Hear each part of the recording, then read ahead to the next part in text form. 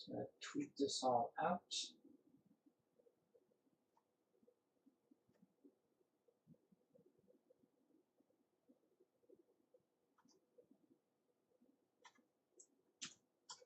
Kind of unfortunate that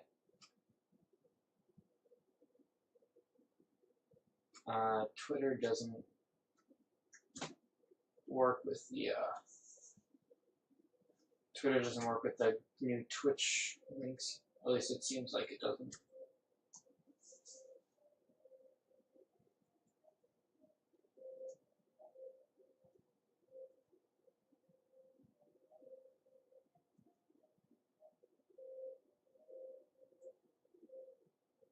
Alright.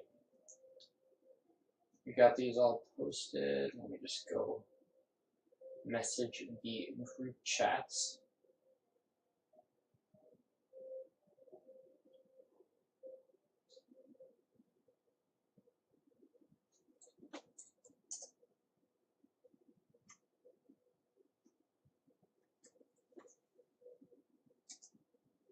Alright. I think we're good. Sounds good enough from what I was listening to, so I'm just gonna hope this works. Just give people a moment to show up. Shit, that's not supposed to be here. Let's put this right here.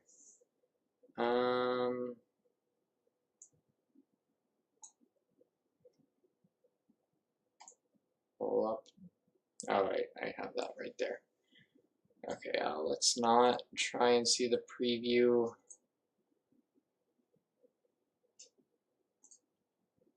Alright, let's give people a moment. Let's give people a moment to show up.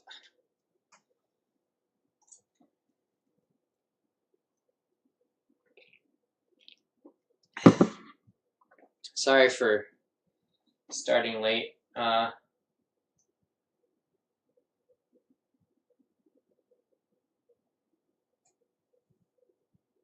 Hold up.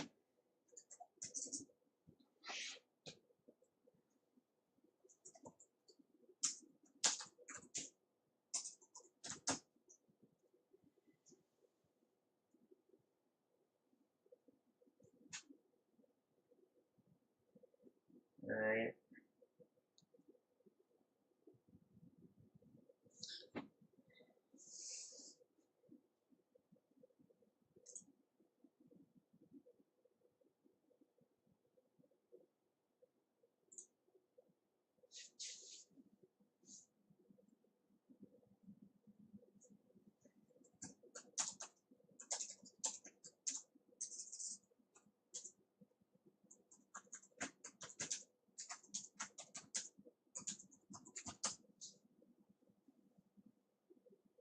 All right. So let's hope that works out. We have Deus v.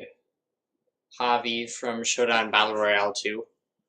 For those of you who didn't see it, it was great because, well, I guess Amadeus, because Will did in fact take a game, which was sick. As I feel like, I don't know. I feel like our indie DKs do pretty well against Shiek, but I guess that's just DK in general does okay versus imperfect Shiek. Or at least does well if he can find his few openings.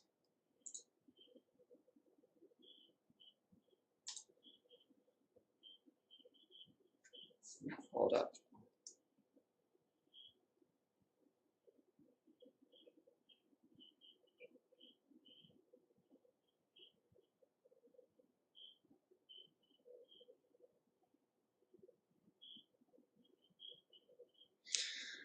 Okay, so starting off, game one, they gentlemen to smash throw, which I guess is the first blatant mistake, because I guess DK. Okay, so Smash Roll is obviously really scary because she can straight up string DK off the side with good platform placement, which usually, especially considering DK is so big and easy to combo, for the most part, Sheik off a grab should be able with the forward throw back throw to get DK at least into a position that potentially leads to death. So DK strikes Smashville. Shiek. I don't know what Shiek gets rid of, but I would think maybe platforms might actually help DK land just because Shiek doesn't have the greatest ways to cover an entire platform. So I guess DK would ban Smashville FD. Shiek bans Lilat Town, I guess, and then you start Battlefield maybe? Actually, I'm curious. Let's go look up what was the most recent good DK set I can think of.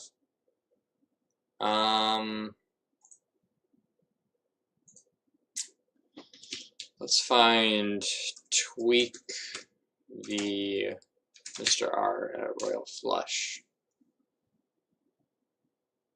Is Greninja Saga more recent? No, he just went Cloud there. Shiek DK. Okay, he went Cloud. Forget Hikaru v Mr. R. Didn't he beat him? There we go. Where'd they start? No, I don't want ads. Trying to teach me about League. Wait, shoot. Is sound coming from the screen? That's awkward. Mute this. I don't need sound. Okay, where'd they start? Huh. I guess Shiek. Okay, I guess Battlefield is better for Shiek because the ding dong percents get less, and Shiek edgeguards DK pretty well. So I guess yeah, that makes sense. That DK would then ban Smashville and Battlefield. Then Shiek bans Lilat and Town, and then we end up here. So I guess yeah, FD is a neutral pick. So anyway, yeah, the first mistake, obviously, striking to. Oh, hi, Exhibit A. How'd you mess it up? Oh, the criticism. So yeah, Smashville is obviously ridiculously good for Shiek in this matchup because as we see pretty quickly here, with good platform placement, for the most part, Shiek can string DK onto the platform if he's a high enough percent, and then just string him off the side, as happens soon enough. The stock disappears, and then I think we have.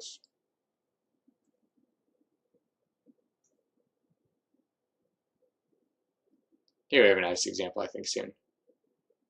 Fairs, never mind. There we go, dead DK. So I guess that's the main thing. Shiek has that platform to kill off the side. So I guess the main way you can play around that platform is just I guess the way you play around is just to understand the situations in which Shiek can actually convert onto the platforms. Yo, hi Tanner. Pac-Man versus Fox next time? Maybe, I don't know.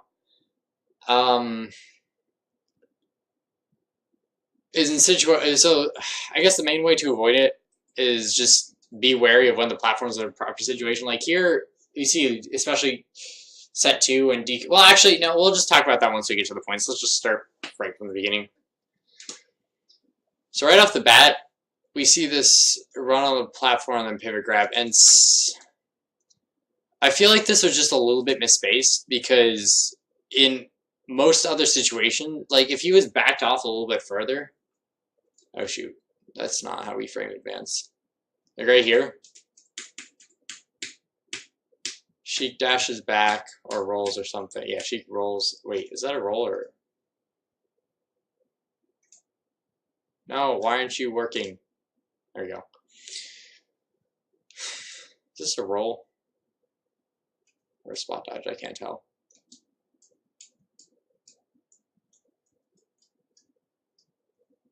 Yeah, there's definitely a spot dodge there. I feel like he's in space a little bit further back because, like, the frame, it looks like the grab becomes active. Like right here, Shiek isn't blinking yet. So I don't know. That's just a misspace error. Anyway, he gets grabbed for that onto the platform. Not too much happens. Charges giant punch, and then back to neutral, more giant punch charging. I guess that is the one thing that's made kind of clear. Okay, never mind. I was gonna say Shiek didn't have Javi didn't have the easiest time. Like you got down for Will got down for the platform relatively safely, but here we go straight to the ledge. And so one of the notable things that happens in this set is a lot of Javi just keeps bullying Will at the ledge. And so for the most part, considering Shiek's strong tilts, right here he just starts out with a good attack. Gets shield grabbed and put back off stage, and then here he does manage to roll through. Neutral get up and then roll through. So Javi misses the reaction. And so I guess one thing we also want to keep track of, first time Deus had Javi cornered, we had a pivot grab. Then the next time Deus has Javi, and Javi dashed in, so I guess the pivot grab was sort of the right option in this space, but Javi dashed in, Deus read right, and he pivot grabbed. But it missed. Okay, so then we have the next exchange in the corner here. Shoot, where is it? Here. And then this time Javi doesn't move forward, but instead, I guess there's the dash attack was a reaction to punish a shield. But this time Javi doesn't dash back. I dash attacks. I don't know if the trend's quite obvious yet. So poke back off stage, bunch of rolling. And again, we're at the ledge. This time Javi just waits and then immediately, this is actually good information, immediately once the invincibility ends, Javi down tilts. I think that's what it is, unless DK dropped. Let's see.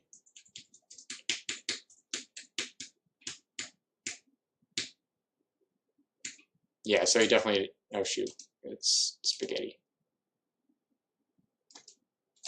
No, we gotta catch this frame. Yeah, so he just immediately gets caught. So that's good information already when it comes to ledge trapping. Javi is looking to punish ledge hang the moment invincibility wears off. So I guess the main issue with getting off the ledge with Shiek is Shiek, for the most part, with really good frame data and speed, can for the most part react to any option. Unless DK jumps, which she can just trap the landing. So she can react to neutral get up with grab and tilt. She can react to get up attack, shield, and roll shield too. So especially with a person as experience, like a player as good as Javi, who's going to be on point with his ledge traps, you can't just choose options and hope they don't react for the most part. So the fact that that Will has this information here that Javi is going to stuff Deus the moment his ledge vulnerability wears off, can be exploited later. So like what Deus could do is wait, just hang on the ledge and wait. Because, well, I guess the biggest way you can throw off someone's reactions is waiting. But right here, if you wait too long, he gets down tilted. So one thing Will could do next time is hang on the ledge until right before his invincibility wears out, then get up attack, reading the immediate tilt to cover the lack of ledge invulnerability. Hold up. Sorry, not keeping up too well with the chat. It's been a long day.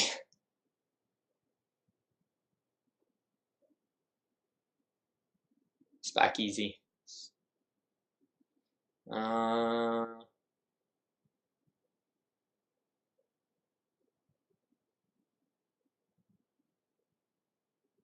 Look at Ansky getting down platforms. I haven't seen him just running off in fastball very often. I don't know, there's a few. We'll talk about when we get there in set. Just my limited experience. Or is there any chance you could do like a set comparison at one point? For example, watch a set where I lost to Wood, and then the set Master Fan Monthly where I beat him, and analyze what I did better, where I improved in the matchup.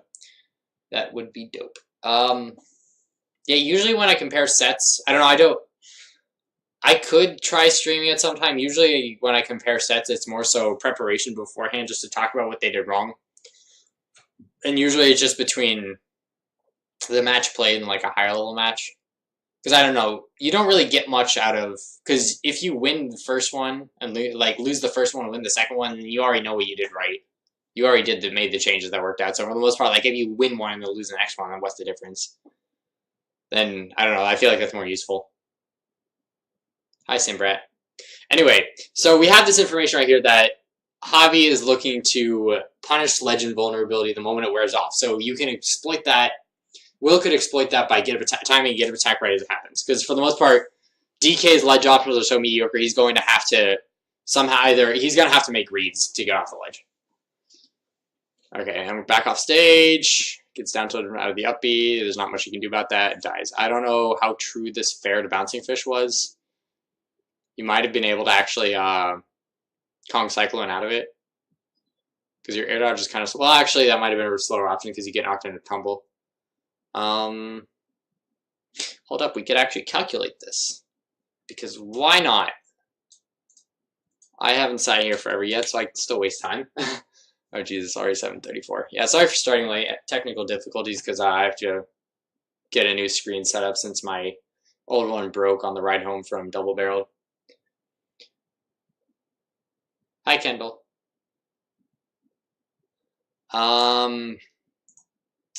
Here we go. Shiek.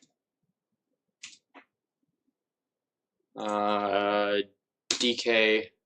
Hold up. Donkey Kong. What percent is he at before the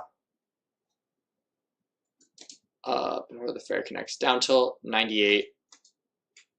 Okay, 98%. We're just gonna assume the fair isn't stale right now. I don't know if it makes much of a difference. 98%. Shiek fair. Oh shoot, not F smash. Fair hitbox 1. Is there a late hit stuff? Fair, no, just all the okay. There's the weak hitbox, but let's just assume it's a strong one because that'll make the biggest difference. Let's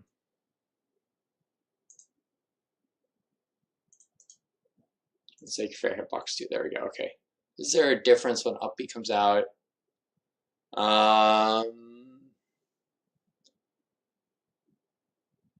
Tumble, yes. First action will frame air dodge, hits and cancel. Okay, so yeah. Up B is going to come out a lot later than air dodge, so air dodge is your fastest escape out of that. I don't know if you could have air dodged that. I don't know. There might have been some escape option DI out in air dodge, maybe. But I just don't know whether it's something about it, just like maybe just wait, did I turn on borders again? Oh no. Did I turn on the crop? Crop. Default. There we go. I don't want these darn borders. Okay. So anyway, there's a first stock gone. And that's just waited too long at the ledge, got down tilted. But it's okay, we got information for that. Okay. Charges Kong Punch. Then immediately lands and grabs. And Shiek jumps.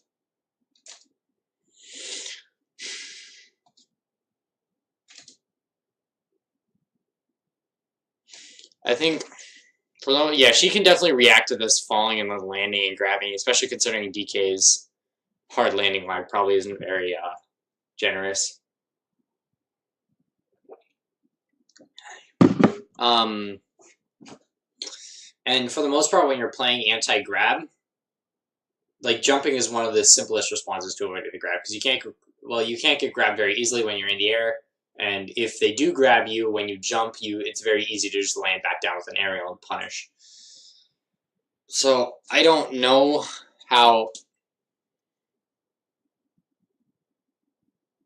Well, I guess it does make sense because the last time you had him cornered, he was holding shield. But one thing that is noticeable throughout the set is every time every time Will has Hobby cornered, and we'll see this, like, Will right now goes for a grab and Hobby jumps. And I think the next time he goes for a back air. Well, okay, so the first time we had the corner situation, Will misspaced the pivot grab. The next time we had the corner situation, Will ran and dash attack, Javi shielded. This time, in order to counter the shield, Will falls down and grabs, but Javi jumps, and the next time I think we're at the we have a corner situation. I believe Will back air. See right there, back air. And I guess I'm not sure if there's enough data to make it really clear, but I think one of the big issues here is that Will's just committing without enough information. Granted, it's DK Shiek on Smashville. He might kind of have to, but for the most part, assuming DK is standing a little bit further back in this situation, you can react and shield needles, sort of. Okay, maybe not have that spacing. They're not going to knock you down though.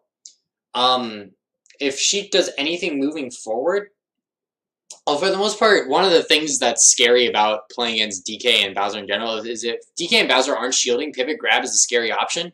Covers a lot of space for the most part. So for the most part, dashing forward into DK or Bowser when they're not shielding is something, well, it's like I think no character actually has to really do that.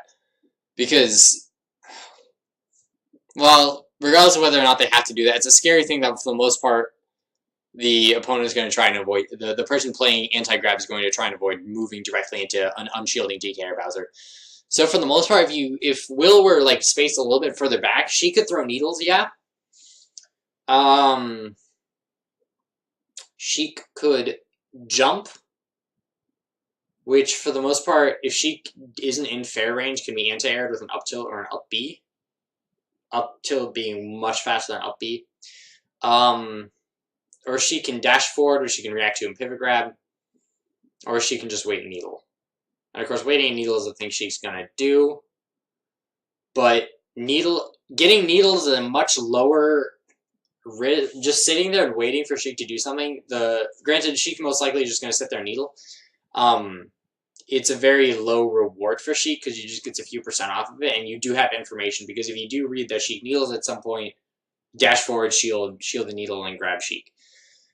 So I feel like Will can afford to play this matchup much more patiently than he does throughout the set, especially once he has Shiek cornered. I just asked because I suck at analyzing my own sets. Yeah, you should get good at that because that's important. And I mean, if it helps me analyze one of your sets, you get used to it. But I think, well, yeah, you should get good at analyzing your own sets. But if you send me one, I can take a look at it. So yeah, Will could definitely afford to play more patient when he has Shiek cornered. Let's see what else I have in my notes. This is not charging. Hello? Please. Energy. I need it.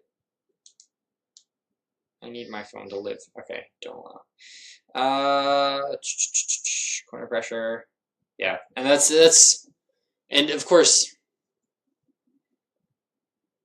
I don't know exactly what you do to play more patient, but the trend we noticed after the first few interactions, Javi's never doing the same thing twice. Which, granted, Will notices very quickly to what Javi is doing in the corner and just trying to punish the same thing twice. Javi's not letting him have that, of course, by not doing the same thing twice. And so I guess that's just something you have to be aware enough to notice. But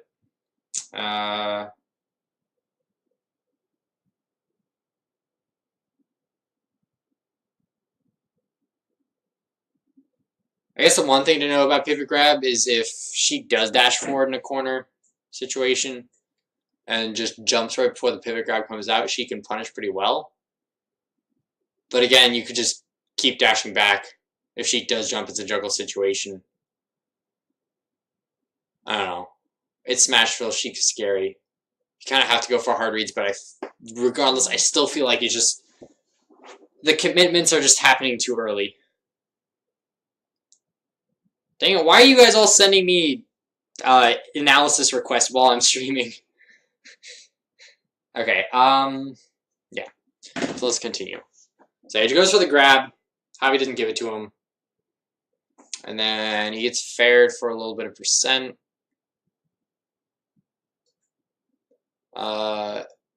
Nice drift there on the air dodge. Managing to cross up Javi, and he wasn't ready for that. And so you roll out of there, and again in the corner. I don't think Will doesn't get directly punished for this back air. So he gets more time for info this time. Let's see what happens. He needles, he jumps over it. And then we have the situation. And Will back airs again. Which, granted, I guess maybe he didn't notice this as really a corner situation after this immediate just rollout. I guess no, it was. So I don't understand. Second backer might be sort of catching on a little bit. But, okay, now you get punished for it.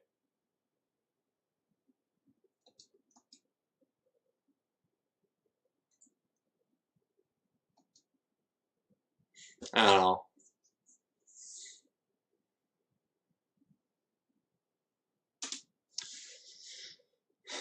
So he gets fared for the back air.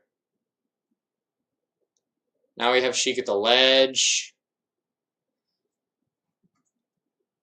So his catcher with the up tilts. I don't really like that upper that much. I don't know if this is like supposed to be a true combo or something that I'm missing, but if you can't get this upper follow up, then it's much better, especially because you've already had Shiek in the corner so often. You might, I don't know if you're really going to be getting the, I guess that doesn't really mean you're going to be in this situation more often, but like Shiek in the corner is better than, well, okay, if you go for the upper this way, you either get the hit or Shiek drifts in, or like bouncing fishes in and gets center stage. If you go for the upper the other way, oh shoot, where is it? If you go for the upper this way, the opposite direction. So like if he jumps and uppers to the left, if Shiek, or like tries to cover the bouncing fish, well, I guess in this situation DK really doesn't have to commit in general. Shiek either goes to ledge or tries to land on DK, which DK can just up tilt. Or Shiek bouncing fishes, which then DK can react to and do something about. I think for the most part, when you're juggling Shiek, because Shiek doesn't exactly have the best landing hitboxes, if Shiek can't space them, especially versus DK's up tilt, I think for the most part, versus Shiek, you just want to, once you get her in the air, try and stay under her and not like reach out with an aerial. Because bouncing fish, just if Shiek bouncing fishes right as you jump, you're not going to be able to catch her landing. Just because she flies so quickly to the side, you won't be able to react in time. Hi, Wayne. Okay. Continuing. Oh, shoot. I hope it didn't explode anything there. Wait, is my webcam mic on? That'd be awkward. Okay, no, it's not taking any of the audio from that. Okay. Continuing.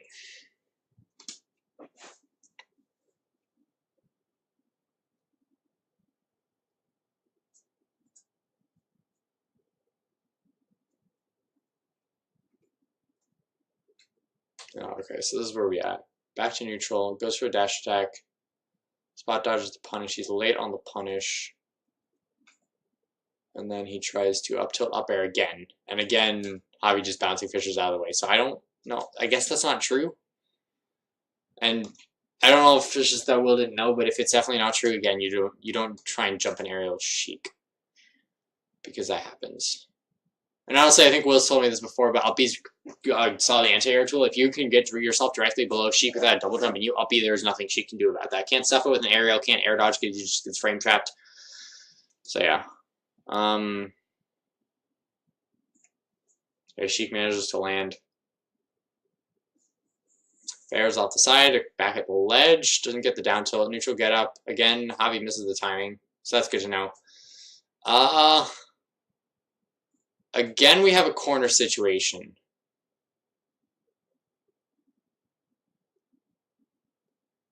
And this time, Deus reads some sort of commitment. I guess a little needle maybe, but Javi dashes forward and grabs, and it works out. Dude, look how happy DK looks when he's punching. I guess this is another thing to just keep aware during the match, and this especially on Smashville. Just this situation right here, you know Shiek wants to grab, because any grab here knocks you onto the platform, which potentially leads to a few fares into either another fare and bouncing fish to death. So I feel like given this situation right here, once you see the platform pass by and you're dealing with Shiek by the ledge, especially now you play low risk. You do choose the options that don't get you grabbed by Shiek. So like pivot grab is a solid one, because again, Sheik's not gonna, if Shiek tries to dash forward and grab you, she's not gonna get it. And so like if Shiek like full hops, and then if Shiek runs in and full hops over you right as you pivot grab, fast falls back down and gets the grab, at least there's more time before the platform starts moving back. Alternatively, you just straight up don't contest Sheik in this situation and just dash all the way to the other side of the stage. Because, yeah, again, it's just, in this situation, it's very dangerous. Anyway, bye. Sheik's busted. You're good, Will.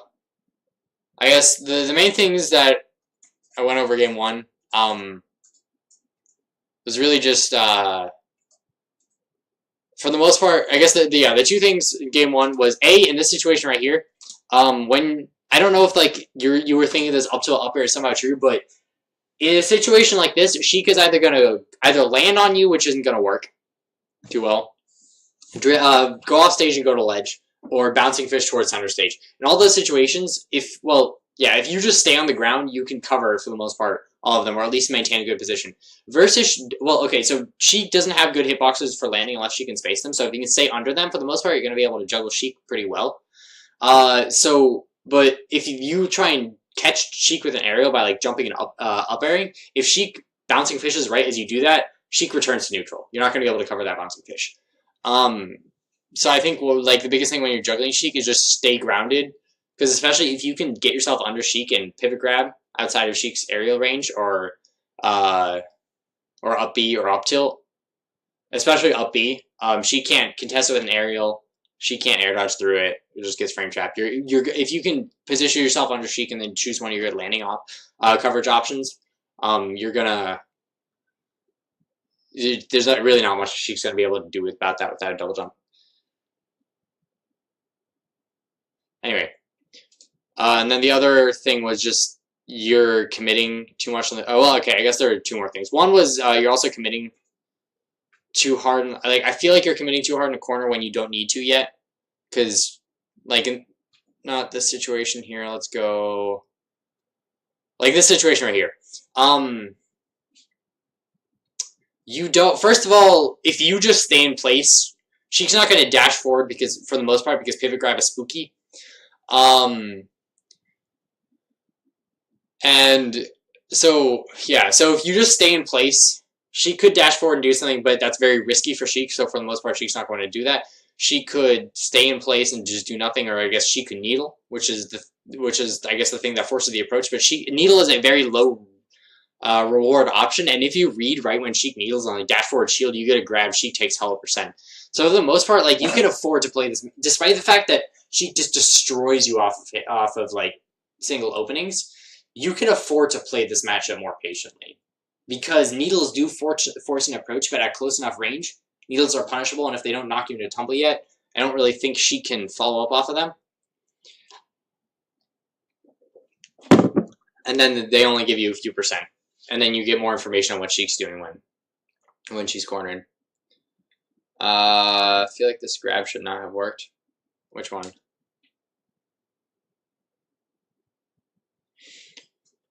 So yeah, and the other thing in the corner, at the very beginning of the match, let's recount it real quick. The very beginning of the match, you start off, you run on the platform, you try and go for that pivot grab. That was just misspaced, I think. Otherwise, it would have worked, which is unfortunate. But I guess that's not really a corner pressure situation. And then the next time you have Sheik in the corner,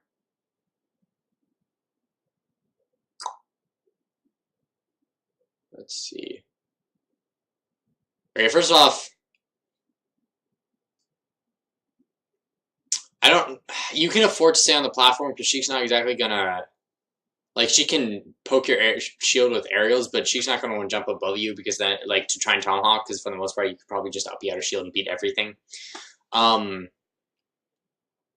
So I think you can just stay on the platform in that situation, because with this jump right here, you get yourself pretty much killed with this jump. Somewhat, actually, never mind. Well, yeah. You get yourself somewhat killed with this jump, because then you get put in the corner, you get thrown off stage, take damage. And then you do get on stage with this again, but I don't know, you didn't have to put yourself in the ledge trap situation. Anyway, once you're in this ledge trap situation, so I guess you yourself said Javi's super freaking good at ledge trapping. And I think pretty much any good player is going to be solid on the just reacting to options and doing that. So you're gonna have to make reads as to what they're gonna do. One thing that can throw off people's reaction times is waiting, which you do at the ledge soon.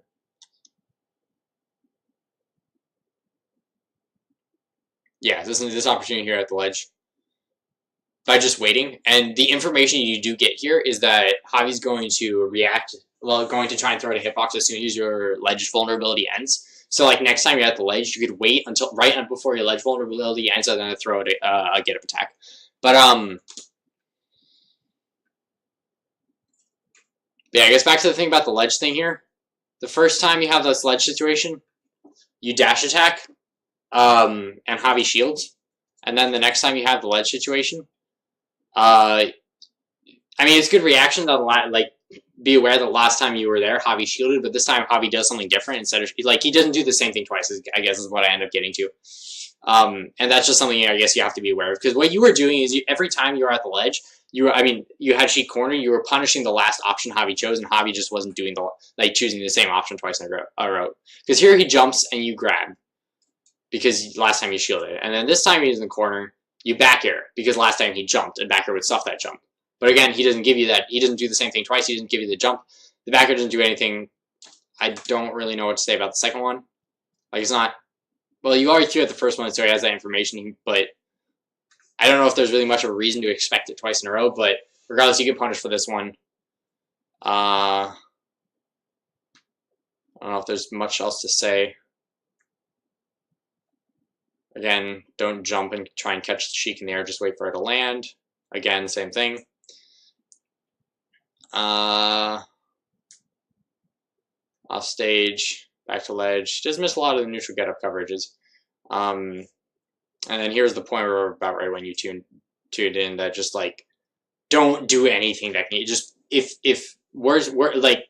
you really just don't do anything that's going to get you grabbed in this scenario with Shiek with the platform right behind her, or in the platform setup in a situation where she can get massive follow-ups. Like in this situation, it might even just been the best idea to just give up stage and go all the way to the other side and just not deal with Shiek when she has the platform there just ready to set up a kill. And honestly, if you like the roles are reversed and Shiek is corner pressuring you in this situation, it might be worth it just to fall down and snap to the ledge.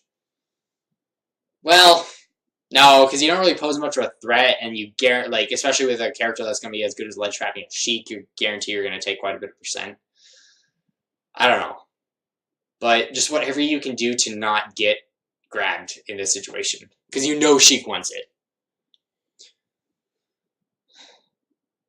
Yeah, he's mixing up every time, so but with his mix-ups, he was showing he wasn't doing the same thing twice in a row.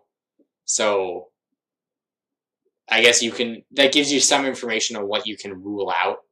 Granted, I guess processing all this is hard during matches is something you have to do, I guess, but you can rule out the fact that he's going to do the same option twice, at least until you get a hit, in which case he might start adapting, but you have that. Anyway, game 1 done.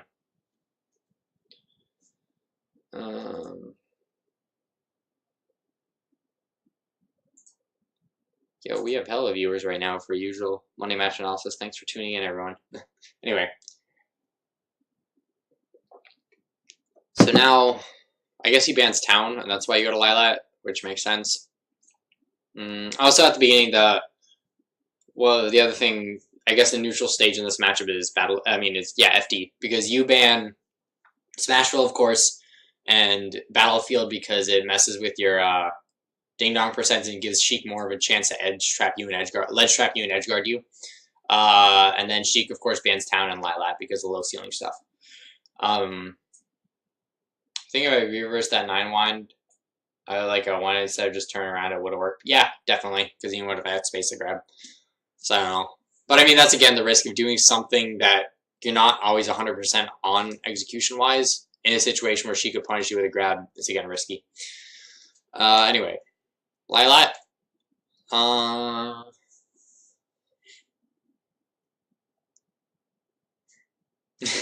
always start nodding with this when it works.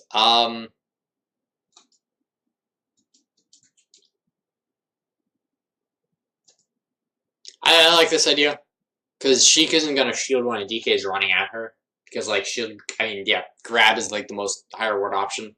So she's either gonna jump, which you might be able to catch with the up B, dash forward, dash back, which I guess would get you punished. I don't really know how good an idea it is. If he needles twice in a row, obviously, yes, then it works. What does he do? Oh, he tries to dash forward and shield it, probably. But it catches. And the last time the up B connected, so he's not, and again, he's not going to do the same option twice. So what does he do in this situation? He'd probably shield, he'd jump, which I guess dash attack might catch, jump, he'd roll back, which dash attack's not going to catch. And then he's probably not going to dash in. So again, with that idea in mind, that dash attack's not going to work. Granted, I don't know how consistent this is because the up B did work, and that sort of broke the rule a little bit. Anyway, fair chain, up B, on platform, and now he knocks you off ledge. I mean, that air dodge makes sense. Unfortunate misreaction there. And now you're off stage. I like the rising nair as an attempt to avoid the ledge. Doesn't quite work out. You might be able to use that later to just straight up land a tomahawk or something. I'm not sure though. Okay, now you go back to the ledge.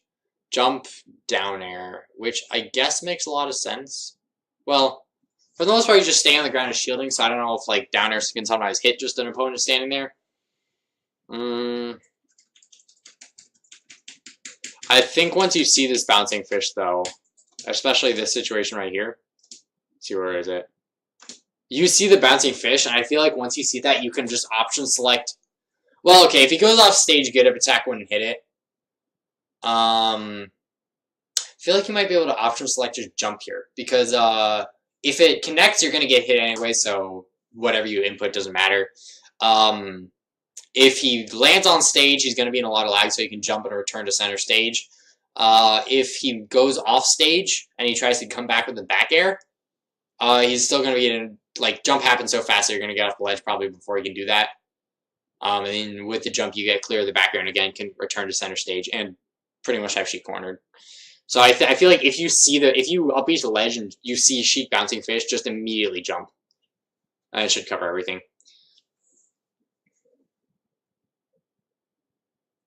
Yeah, I should have realized that, yeah, if you, like, shield once, then the next time I would cover an aerial option. Concopter just breaks the laws of neutral. You're right. It's so weird. It's actually like, because you told me about the thing where it's like, it's a solid anti-air, but you still have to read jumps, because like if you look at it, you can't just react to jumps, I feel like, because if you look at the frame data, this thing comes out super slow. And including like the Super Armor frame 8, which isn't awful, but then the hitbox comes out frame 19, which is like super goddamn slow. Actually, do we have DK hitbox visualization? Hitbox visualization. Darn. It's not included by the for real stuff. Okay, let's just...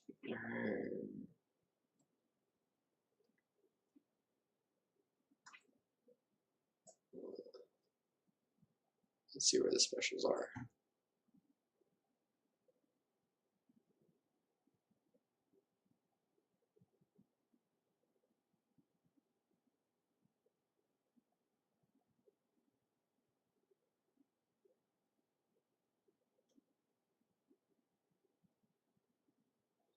This up air. See what we have here. Up B, there we go. Huh.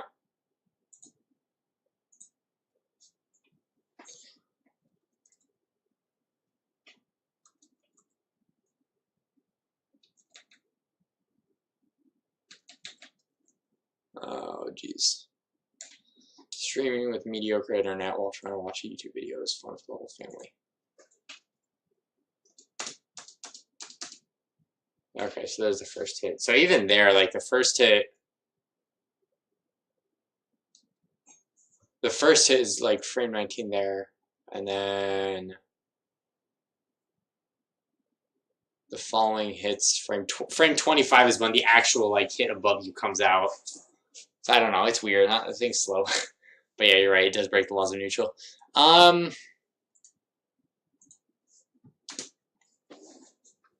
Anyway, so yeah, situation where bouncy. I guess you jump and down air, but like, I guess the down air wasn't necessary because.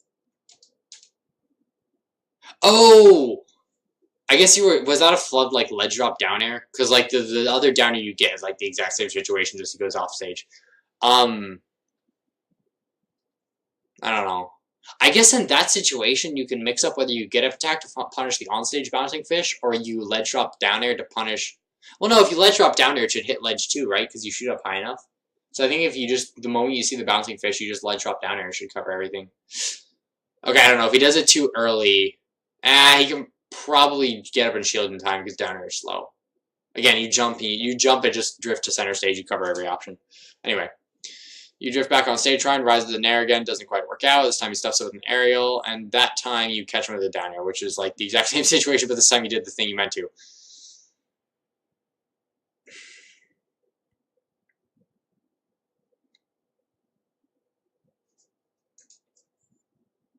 And again, this time we're at the ledge. I like, again, that you're waiting.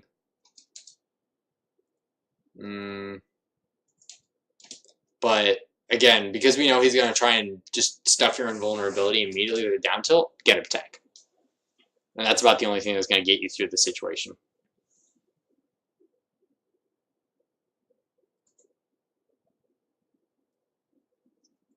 Ledge trump. Not much you can do. Oh, okay, alright, that worked. Shiek's rapid jab is bad. That was actually really weird, though. It's like it canceled on the platform just immediately and caught him off guard, but Shiek's rapid jab is bad. Jump over it onto the platform. This dash attack right here, because, I don't know, I guess Shiek could maybe stay in place, but especially because Shiek was just in lag, most likely. Well, I don't actually know about that, but if well, okay, first thing we know is Shiek's not going to run forward in this situation because running off the platform like this, you can back air, or you can land a dash attack as you do. All of that, it's just like there's no reason to run to, or you can like land a pivot grab. There's no reason to run towards any of that. So you know that Shiek most likely there's very low reward for Shiek to actually run into you when Shiek to run into you to try and catch your landing when Shiek is already late on, like, isn't directly below you. So I guess there's the chance that Shiek stays in place, which makes some sense. But Shiek ends up dashing backwards, the dash attack doesn't work.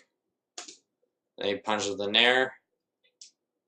And then you whiff punish the grab, nair, back air. I guess that's just something you have to know that won't combo at that percent. Catches your landing with the up air. Huh. And I guess one thing, if this is known, when you're trying to land on fast characters, like Shiek, they're gonna, if they walk, well, okay, so the two ways you can land on a character that's just trying to stay below you, is you either bait them into jumping, because then they temporarily can't move very quickly to the side and then drift hard one way, or you bait them into running and then cross them up. Because once a character is committed to a run, the only way they can turn themselves around quickly, like they can just do a basic turnaround, which is slow. They can shield and then run the opposite direction, which is also slow, or they can jump and land and run the opposite direction, which is also slow. So for the most part, I don't know, when you're trying to land on a fast character, bait them either into running or bait them into jumping. Yeah, Javi's good. Edge cancel air dodge, boys, yeah.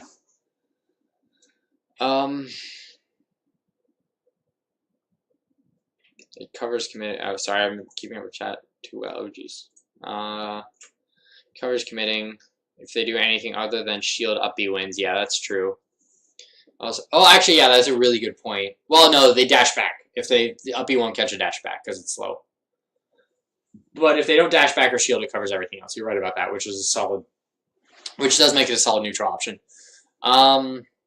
If they full hop, it also doesn't work. Those are like the three, well, I guess shielding is an anti-grab, but dash back and full hop are like the other two anti-grab things. But you can exploit full hop in other ways. Dash back just puts, I guess if you're in a corner, up B, if they're cornered, up B is a solid choice. But also if they're cornered, they're really going to be inclined to full hop. Which I guess then up being and bearing, like you've been doing, makes sense. Edge cancel, wait, also I was trying to hop up and hit him, or his shield, because if he if it hit shield, it was safe, and I obtained stage control with the Nair, I guess, or what?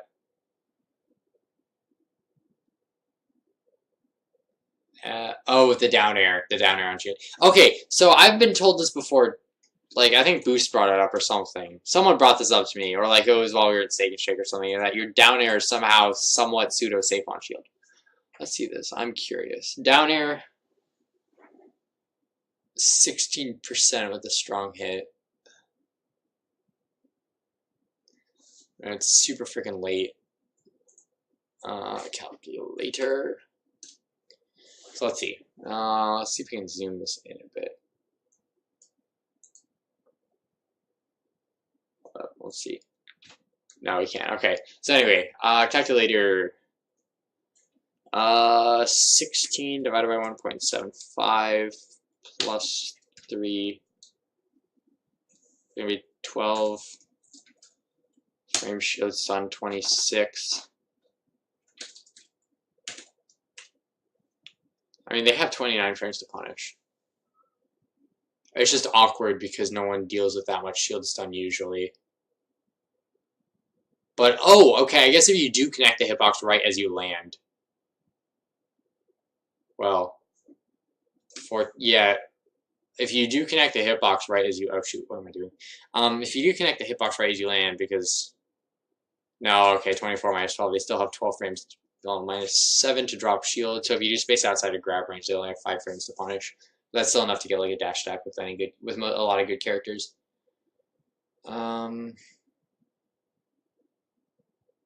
Pushes them their shield away from it. That's a good point. I guess maybe if it takes longer than 5 frames, but that's only if you use landing. If you're in the air, they have 29 frames to catch you in lag, which then like that rising down air, I don't think is gonna work too well. Because he could, if he did shield it, he shields in and just jumps and back airs you, which I guess back air in that situation doesn't exactly lead into much. So that's kind of okay, especially if you DI the back air out, which you probably would be doing. I don't know. But granted, given that situation, I don't understand the drift in. Or is it, here we go. I don't understand the drift back out. Because you don't want to be at ledge. Like this, the next thing worse to versus Shiek to being comboed onto the Smash Bros. Platform is being at ledge. And so like, if you drift in, yeah, she might chain you the other way. But drifting back just puts you back at ledge, which guarantees you have to deal with Shiek's ledge trap again. Or Shiek's edge guarding, which could also be very scary if you connect stuff like that. But anyway, he gets down aired. We saw this all already. Shiek's rapid jab sucks. And then again, you get down tilted, or you get jabbed after the down tilt. Because again, the only way you can really get around that down tilt is if you try to get up attack at the same time. Because down tilt has no lag. I mean, yeah, down tilt has a lot less lag than a neutral get up. Then we have that situation again. Dash attack was weird. Grab. You get fired out of that. Catches your landing with a jump. And there you go. You cross up as a landing. You cross him up after he starts running. And you get back to the ground. Up throw. Fair. And then, okay, I don't know what these grabs were. They looked fine. I guess that one was trying to punish the air dodge. Hoping it would reach. That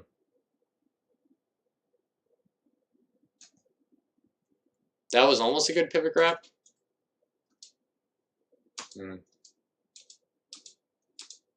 Especially once he starts jumping. You either know he's going to land on you or he's going to land on the platform. If he lands on the platform, you might not really be able to punish a pivot grab in time. So I don't know, I feel like, well, okay, you can't really react to the jump too well. He's going to fall with an aerial, so you can't like pivot grab before that aerial comes out too well. I guess if you pivot grab with your back facing towards the ledge, you do corner yourself, but that might have actually worked. Anyway, you missed the thing, the pivot grab on the F. That was a good read on him spot dodging. And then fourth or bouncing fish. Wow. I guess you probably DI'd the forward throw somewhat. No, that doesn't look like in DI. I think you're gonna higher up, but he bouncing fishes. You know, immediately air dodge. That's the other thing. I don't know if this is just straight up true on DK, but there's another situation like game 1 where you got fair bouncing fish, which I guess would be more likely to be true. But forward throw bouncing fish, I doubt is true, especially at this percent. So like he's never actually read your air dodge. So I don't know, it might be worth something going. It might have been worth going for like I mean it's a 50-50, so either option you choose is wrong, but like he hasn't read your air dodge yet, so you might as well go for it.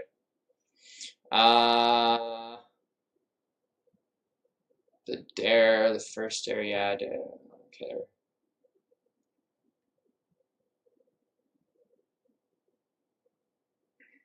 I mean, other characters might work pretty well against, because like the being above and behind someone, a lot of characters have an awkward time putting a hitbox right there very well. But Sheik's back air is so fast that like she can definitely wrap. But you know, again, honestly, it does make some sense because you DI the back air out. I don't think she can really get much of a good follow up after that. It leads into a tech chase, but tech chasing is difficult, and at least Javi hasn't had a chance to demonstrate this set yet whether he could tech chase or not. So I don't know.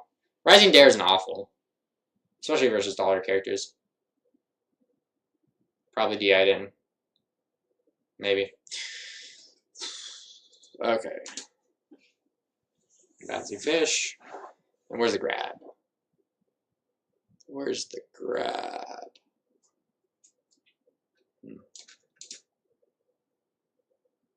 We're getting here, like, he's cornered. Granted, you do just sort of run away. Well, okay, catches your lane with that. Ooh. You do just sort of run away to charge Kong punch, but like Needle again Needle does hardly anything to you. You're DK. I don't think percent matters too much in this matchup because like Sheik has to get you. Sheik's gonna either kill you off an edge guard or kill you at like a really high percent. So like you can easily afford to take that little bit of damage. There you go, way to charge the giant punch. Try throwing it out, misses. That's a 12 wind. It probably would have worked with super armor, right? I don't know what this was, but it looks like another one of those flubbed reverses. Which I guess if, given the situation, it looks like he nares forward, so if you did get the reverse, if you didn't get caught on the platform. That might have actually been a super good reaction from Javi's part. It's like right here. He sees you charging and just immediately nares out a shield to catch it, because he knows you're not going to 12 wind him. Or he probably knows you're not going to 12 wind him anyway. Bunch of rolls. He fair grab. Here we go off stage again. Catches your up B. Get to ledge, and this time the neutral get up works because he accidentally dashes forward right as you grab ledge. So like I guess he could have just turned around and grabbed, but probably somewhat flustered. I don't know. Roll back. I mean, roll back is a good option, like good decision on his part if he wasn't confident grabbing it because then he gets it back himself back into a position to corner pressure you. Goes to that fair and that doesn't work, and then he bouncing fishes. Gets back in the air, footstool to not land on you. But like, wait, hold up. I don't know, I guess you're really looking for the grab here, but I don't know, you pivot grab center stage, it either connects or like in this situation. Again, I don't really know how well you can react to it, but you pivot grab towards center stage. If you can react to it, it either grabs him or he lands on the platform and probably isn't gonna be able to punish you in time, or at least too hard.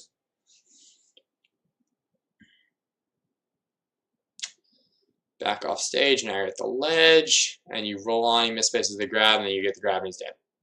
And then pop off. Dude, you're so ready. You're just like, yeah! Hold up. Probably throws out that percent RTI mix-ups. 12 wind? Oh, I don't know. Whatever the one that is that gives you super armor. I don't know how many winds you can get, 10 or 12.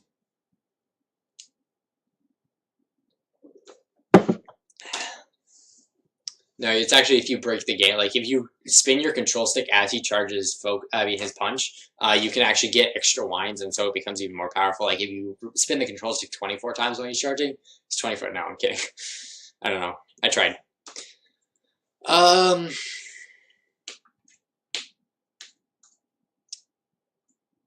And then... No! Dave's stupid rule exists for a reason. I know we've been over this before, but I just want to get mad about it again. Why? Even if he's going to switch, you ban Battlefield and you're good. Because then you can't go there, you can't go to Smashville. I mean, you know what you should have done in this situation.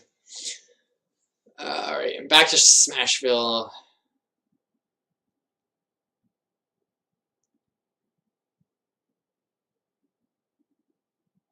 And immediately the Kong Cyclone, the trademark Deus. I don't know what he did last time, but like at least the last time he started the game was somewhat like this. So it just does the option that counters that. So you were always, at least game one, you were always doing the thing that countered the last thing he did.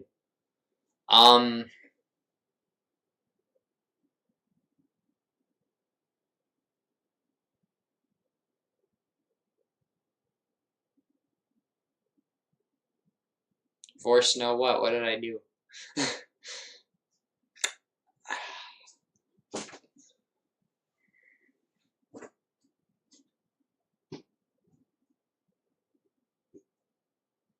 I guess he has a series of a few defensive options to beat every aggressive option. Well, I guess if he's a corner, if he's in the no, yeah, he has a few defensive options to beat every single one of your aggressive options. But one thing you could try to do, if your opponent is just never doing the same thing twice, is to do one thing, and then the next time do the counter to the thing you did. The thing. Well, I guess okay, yeah, let's just think you 2 steps ahead. You do one thing, you say you dash attack the first time you're in the corner, and then the next time you're in the corner, what beats dash attack is going to be either shield or jump. So then, I don't know, nothing beats both those options, but you could then like read one of those options to beat the dash attack. And instead of looking to punish your opponent for doing the same thing twice, you try and punish your opponent for trying to beat the same thing, expect the same thing twice from you. I don't know, might be worth looking into. I don't know exactly how that plays, like whether or not that plays, especially with Javi's decision making in the corner that we've seen so far. I don't know if that plays out in your favor, especially because he has more than one option to beat every single one of your options. But I don't know.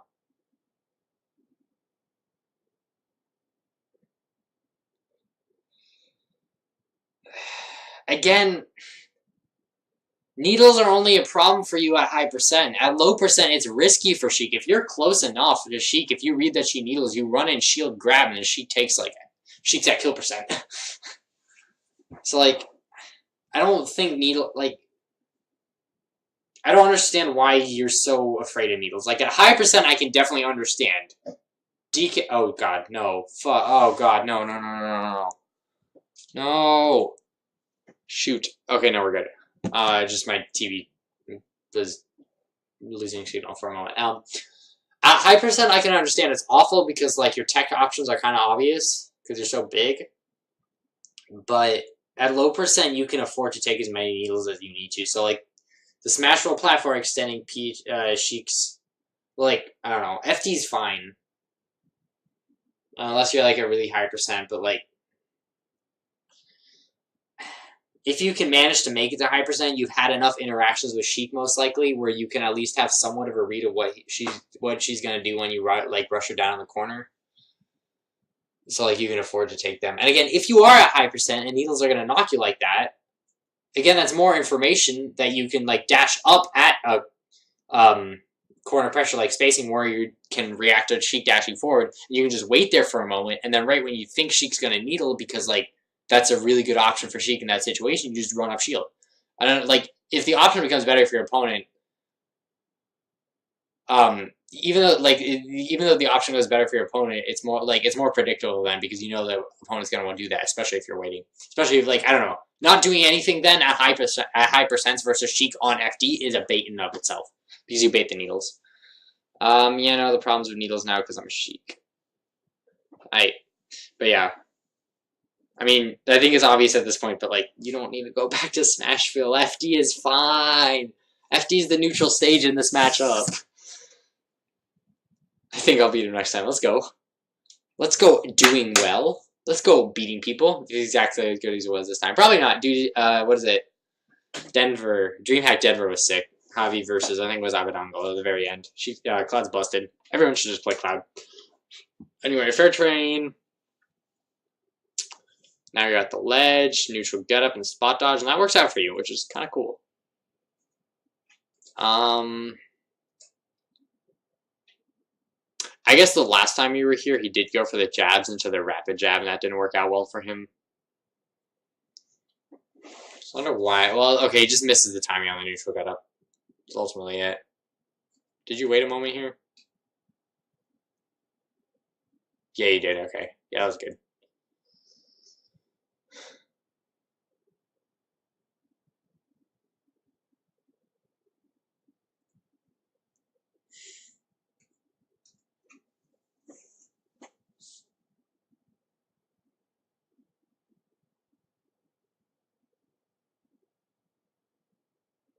That was good. And then, what was this? Again, you try and meet Shiek up in the air. Don't do that. Don't meet Shiek in the air, just cover a landing. And you're on the platform. Oh, geez, you die. You die for that jump. No! No! Just because you mess up your juggling, you die. That's awful. Yeah, don't jump when you're trying to juggle. Okay.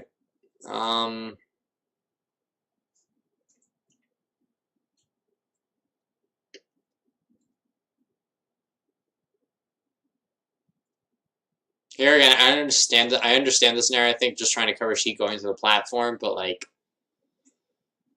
again, you can wait because especially Shiek isn't going to want to come down from that platform, especially if it's at the ledge. Well, okay, you get Shiek if she jumps on the platform, you don't contest her, gets free time to charge needles. But I don't know. I feel like DK probably pressure. Well, I don't know if Javi can shield drop because then maybe DK probably doesn't pressure shields as well as Shiek does. But I don't know. I just don't know if like not jumping in this situation would have been a better idea. Concede the Smashville platform to Shiek in the exchange of covering everything else. You at least keep Shiek in a somewhat bad position on the platform.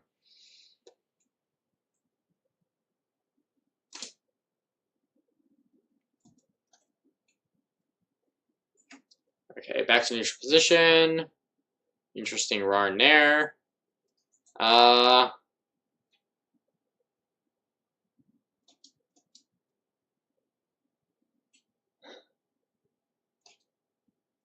I think this is just bad on Javi's part. Because, like, you run up and shield and it just lands with the fair. Where she doesn't really have the room to space it. I don't understand this fair otherwise. Because, like, that's the punish to what he just did, is run up and shield. And then grab the needles. And then he short hops, so he just falls in your face. Maybe he was trying to cross up the fair, but it didn't quite reach. That might be it. So you grab him for that. That was unfortunate. Why didn't that work? Is that like a DI mix-up, actually, or is it just that you flubbed by going to the side when you didn't need to? He catches your landing. Fairs, fairs, fairs. You get back on stage. You have been rolling in a lot at the ledge, which grants you don't really have too much you can do. Guess... You could just straight up B in the corner, but he has plenty of space to dash back, so that might not be the best. You can roll. You can wait. And then just if he gets close to you, you shield. If he grabs you in this situation, he doesn't have the smash roll platform to help out, so he just pushes you off stage again. If he hits you with an aerial, it's the same thing. Or you can jump, which isn't exactly too good unless you can like just get a clean down air. I don't know. I mean, you don't really have much options, but he catches you on the roll there, fairs you over, misses the tech chase, and you're back here. I like approaching, like running at Shiek in this situation because bringing the fight to the opposite side that the Smash Roll platform is on. That was unfortunate that he missed that punish. I feel like in this, like, I guess grab is a really high reward option, and you just have to guess right which side Shiek falls onto. Like, I think this is just a 50-50 on what, like, if you want to grab this. Like, I don't know, I like the idea to pivot grab here because it's really big and might have covered everything, but it didn't. So I guess it's just a 50-50 with the snare. It was almost really good.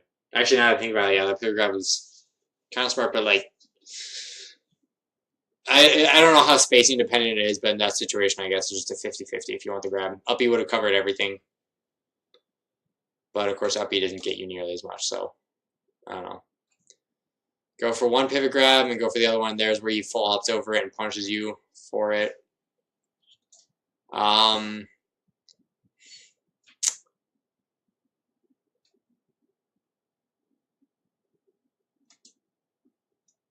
Yeah. I don't know. And, like, he's fine pressing his advantage here, I think, because, like, A, he has the smash roll platform, so worst case scenario, if he wants a landing and bouncing fish over to it, let's get that better pause right here. A, he has the smash roll platform, so if he's worried about landing, he can double jump and then bouncing fish over to it. B, he, like, with this aggressive move, the fact that he doesn't get hit forces you back further into the corner if you don't try and just run under him immediately, which I guess would be a hard read on his jump anyway. So he forces you back into the corner with the smash roll platform. I don't know. I don't know what you do here aside from just... Honestly, that might... You could use the... Like, if you become aware that the Shiek is aware of the platform orientation, then what you can do is get... If the platform starts moving behind you, Shiek is going to try and somehow force you towards that platform. So you could try then in that situation up being. I don't know if at this percent you get grabbed you die for getting grabbed at the other end of the stage. Shiek like fair trains you across and onto the platform and kills you. But like I don't know, given what Hobby did here, up B of course would have worked. And then would have gotten you away from even if it didn't, it would have gotten you away from the platform if you drifted up B all the way forward. And then even if he did fair train you all the way to the platform, it might have given you enough time because you moved yourself away that the platform would have been moving back by the time he comboed you to it. Just fared straight up. Oh, okay. But that doesn't quite. It's not quite what happens. Charging punch. And then here.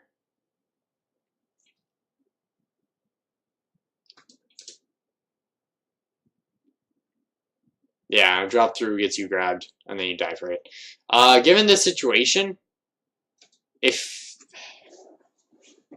you either meet him in the air, which kind of risky because he can mix up what he does if he jump. But like, if you're scared of him jumping on, honestly, like the best idea is to just like land and like I guess shield if you're scared of an aerial, and then if you notice that he just like lands and grabs, you either roll in is kind of obvious, but like it would work if he dashes forward and grabs.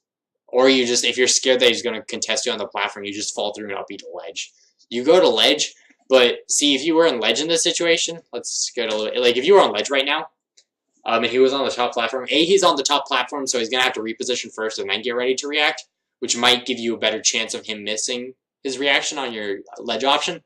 And also what you can do is just hang at the ledge, wait till your invincibility almost wears out, and roll just to get yourself as far away from the platform and give yourself as much time so the platform can start moving towards center stage again. Because like if you wait out all your ledge invincibility, that's like, I don't know, maybe like a second or a second plus a little bit. I don't know how many invincibility frames you like have on average, but it would have been probably around a second. Then you roll, that's another second. Well, at least half a second before he can punish you. Probably a second before he like actually gets there if he's punishing on reaction. And so that's 2 seconds longer where the platform could move all the way into the corner and start moving back and maybe keep yourself alive a little bit longer. Because then if the platform's already moving back and he hits you onto the platform, you tech on the platform, you roll towards the center. Even if he covers it, he's not going to kill you for it. He's just going to put you off stage because the platform's out of the way again. So that's another thing about playing around the platform is if you're in a situation where it's very likely that you get grabbed, just do whatever you can that even if you do get grabbed, it's going to take the longest time for him to get the grab. So like in that situation would have been to just fall through the platform, grab ledge, or like up each ledge, wait it out, and then roll. And then even if you get punished, the platform isn't going to be there to kill you anymore. Yeah, I've already been over that, Rusky. You shouldn't have even gone to Smashville in the first place. Because FD is the neutral stage. And then you'd be on Smashville.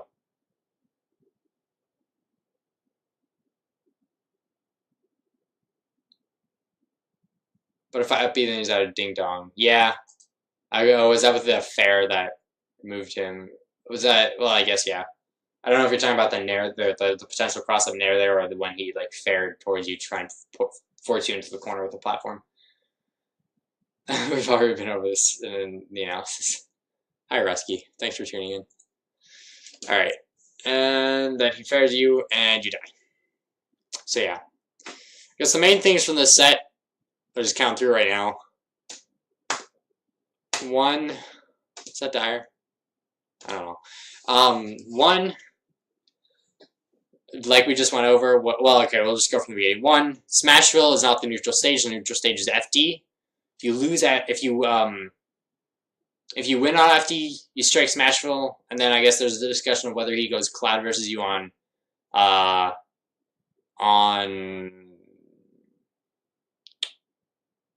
what is it, Battlefield, which, I don't know. That's a discussion for another time.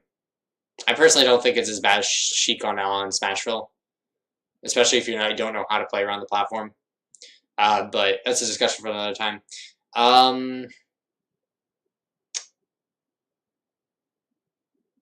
So there's that. You don't need to go to Smashville. The other point, don't commit so early in the corner. Shiek, the worst Shiek is going to do to you for waiting at a range where you can react to Shiek running at you, the worst Shiek is going to do is needle you, which doesn't really, is a medium risk, low reward option. For Shiek, that is.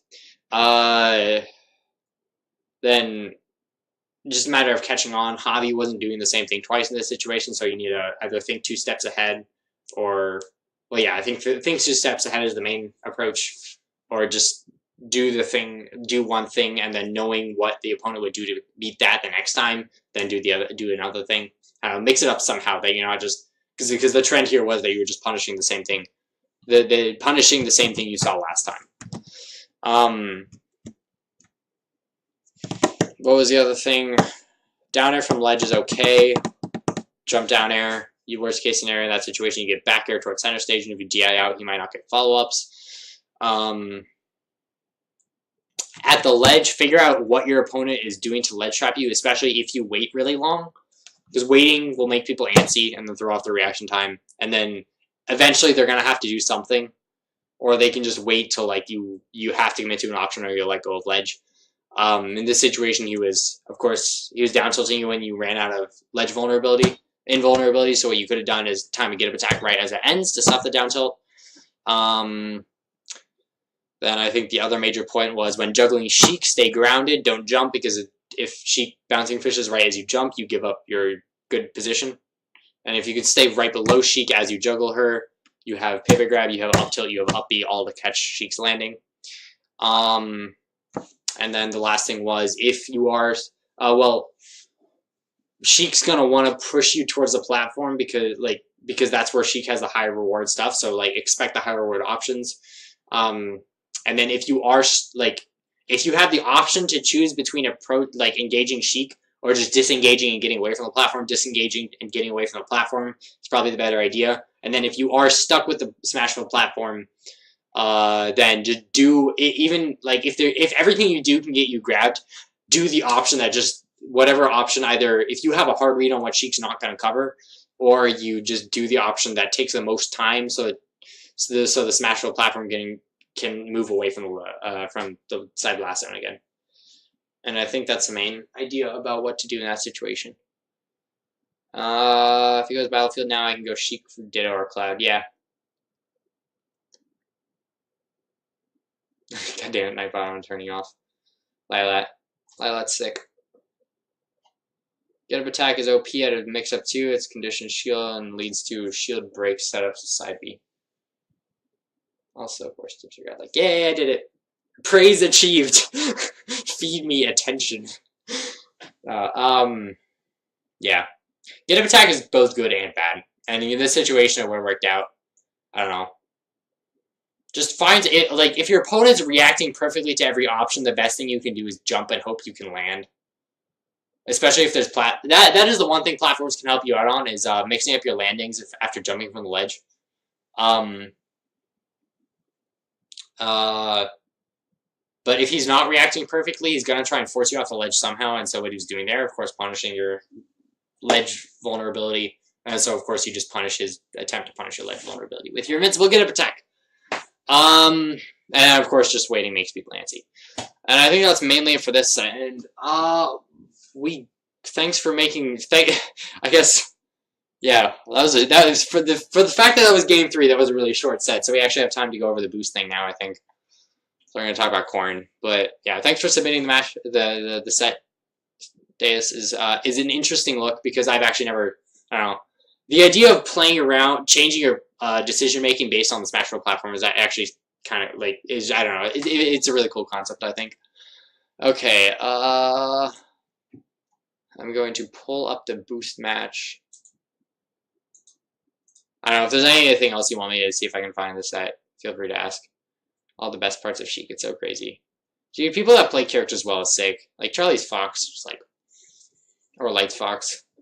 I don't know what to make of Larry's Fox. It's either too woke for me or I'm just like, I don't know.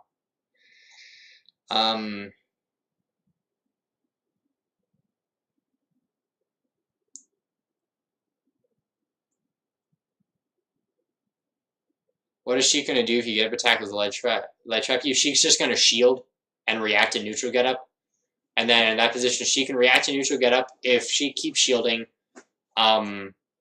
she can react and punish get up attack and roll. And then out of shield, she can catch your landing if you jump from the ledge. That's what Sheik does if she just keeps shielding the get up attack.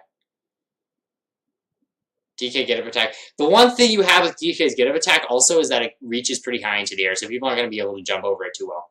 And it reaches far. DK's get up attack isn't actually half bad. Like, everyone's get up attack sucks because they're all so laggy, but just because it's so big, it's not half bad. And because it can stage spike. Anyway, I'm going to pull up the boost set and then send out a notification to Purdue. The Purdue group. I'll probably tweet it out too. So hang on a moment. Where is it? Trash Master. Oh yeah, I also get to talk about the man Trash Master. Oh shoot, I didn't want that. No, I don't. I want the normal one. Oh shoot, don't look through my files. I mean, there's not really much on this computer. I don't use it much, but videos.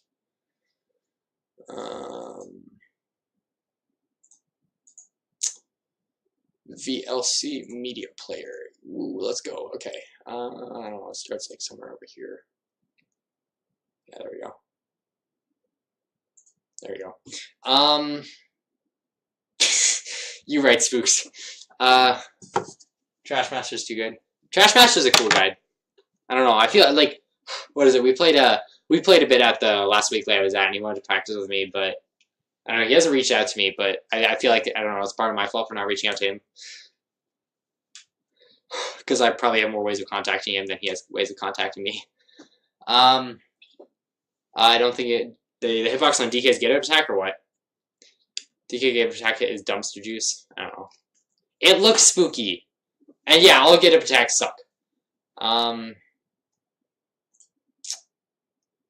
Where does one submit a set? Just message me about it. I sort of just keep a mental list of what I need. Well, I mean, what I've been offered to go over. What's the boost match? Yeah, the boost match is just, yeah, pretty weekly.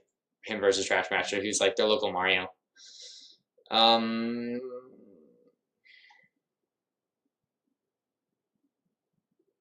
Yeah, it's not about the hitbox. It's how messy. Let Trevor. That's the other thing about get up attacks that I don't think I mentioned, but I think it's a little bit more common knowledge. Get up attacks stuff. The get up attacks catch landing. So like some ledge traps involve troll hopping near the ledge, and especially with DK, like rising nair is probably his only way to contest that with an actual ledge drop aerial. Yeah, just like message me on Twitter or Facebook or whatever. But it's like ledge traps that involve standing a short hop, like say if Fox is looking for a dare because dare combos in a fair, so it's like a high risk, high reward, like it's a medium risk, high reward fair trap. I mean ledge trap. Then you can just catch like Fox's landing with a get up attack. That's the other use of them. Ledge attack's alright. It's not like it's busted. Like no, it's not busted. Like it's trash, but even the worst of options, if they cover something that nothing else covers, you have to use them at some point, or you just make yourself be like, or you just give your opponent an opportunity to just cover all of your options. Actually, I'll be right back. I'm gonna go to the bathroom real quick. So, if you give me like 2 minutes.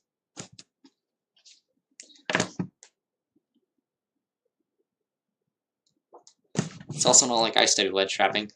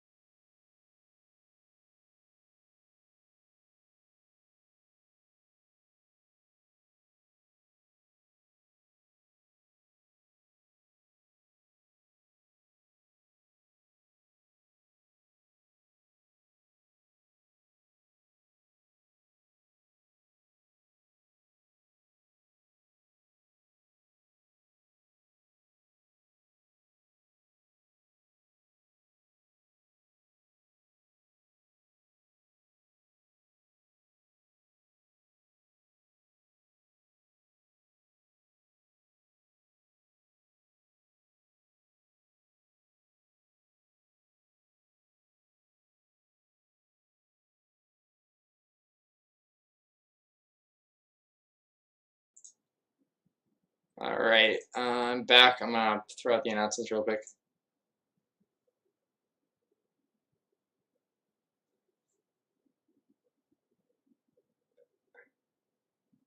Hi, checks.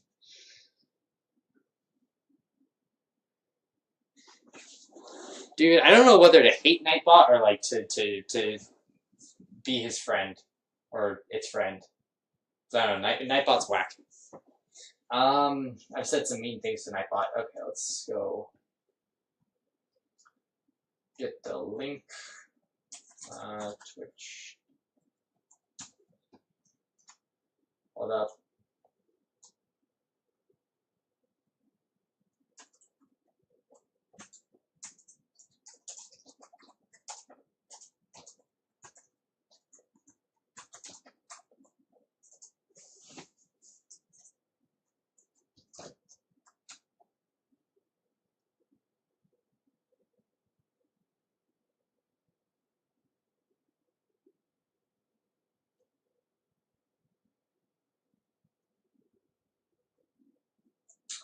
Alright, we got that. Let me message Boost real quick. Discussing your match. Okay. Give people a moment. You just got the notification to show up.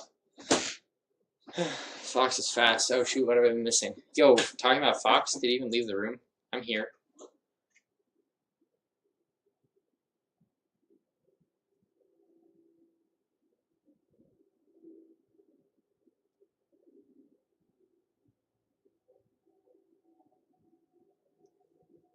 It's like a 45-second break, Jesus.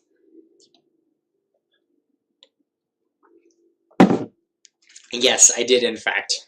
No, I'm actually what is it, Trivium was right all along. Like I actually am a robot, so like I just open up like I just have like a hatch in my chest and I just open it up and like dump the waste down into the toilet. That sounds actually kind of weird. Okay. Check's asking me. No, I just hid in the corner. I just looked at the chat so I could bully you guys for like talking behind my back. Basically what I was doing. You know.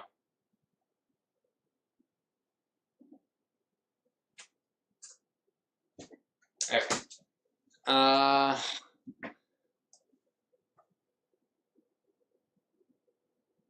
Bye, Rusky. In and out is lit. Thanks. Okay, let's pull up these notes. Alright, so Corrin is cool. I guess is how I'll start out. Corrin is weird. So, and Corrin is kind of busted.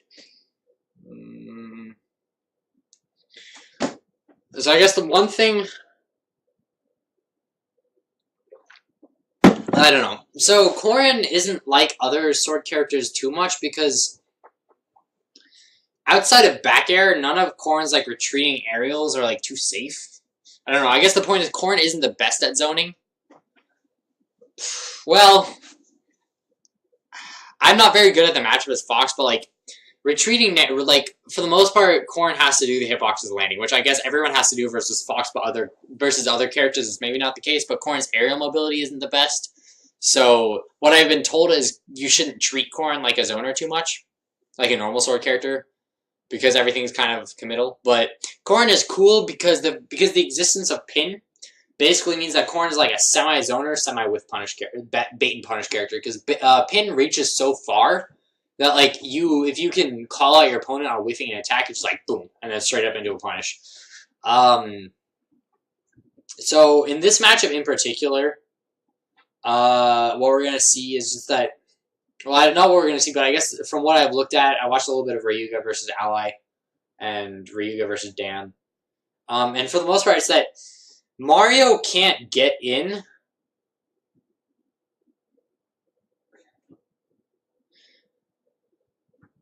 Mario can't get in unless he straight up calls out one of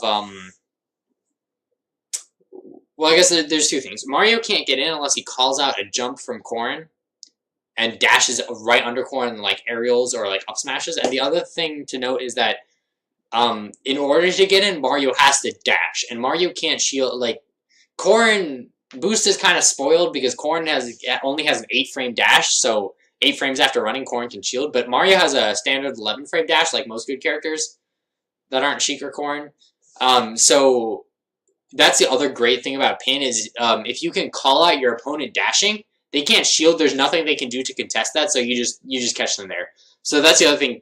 Mario, if he wants to call out a jump from Corrin and contest, like stuff out the aerials before Corrin's aerials before they happen, then he has to dash through pin range. And at any point, if Corrin wants to pin while Mario's dashing, there's nothing he can do about it. Yeah. I mean, the main thing right off the bat I'm going to say is just that you don't have to engage. You don't want to engage Mario at close range. You just want to keep him out of your space. And the other thing is, if you like, he can't punish you without dashing, and you can punish his dashes with pin because he can't shield. You're spoiled. You have an 8-frame dash. That's stupid. Not stupid, but it's super good. You know what I have as a Fox? 11 frames, which like is a standard one, but still, I can't dash versus Bayo. I can't dash versus you. I can't dash versus probably some other characters. I just have to walk in perfect pivot all over the place, so I can actually shield. You're right, Chex. Okay, anyway, let's get started. Alright, so game one. Okay, first off, game one on FD. Corrin in this matchup, like, I get that Mario likes platforms, but I feel like you just invalidate Mario further, because Corrin, I think, already is, like, commonly understood that Corrin beats Mario. You invalidate... So on this stage, if you get a pin, you can either jump, and then for the most part, if Mario is quick enough on his reactions, he can stay under you and up smash you. Unless you mix up with, like, a double jump and down air and stuff like that. You can do the kicks, which, if you're in a corner, Mario can just hard commit to reading one option, reacting to one option, and punish you. If you have platforms, if you pin Mario and just immediately jump out with your double jump and your back air and your down air and your nair and all this like plethora of stuff, and with platforms to land on, well, I guess the main thing with platforms to land on, so you can mix up whether or not you land on them because you have double jump, you have back air, you can stall out and then fall to one side once Mario's committed to something, or the other thing is, if you do land on the platform, he's not going to be able to up smash you. And so, like, the way he's going to have to contest your landing onto a platform is with an aerial. And you outrange all of Mario's aerial with all of Mario's aerials with Nair. Like, Nair especially. So that's the other thing, platforms help you so much because pin becomes so much harder for Mario to deal with. So I think FD is actually the stage I think Mario would want to counterpick you to. FD or Battlefield. And so I guess you ban Battle... Well, see, because I don't know, because that extends Mario's punishes, but ideally Mario really shouldn't be getting in. You just run circles around him, he tries to chase you, once he gets in your range, you pin him, you aerial him, you mix up and grab him or something, I don't know.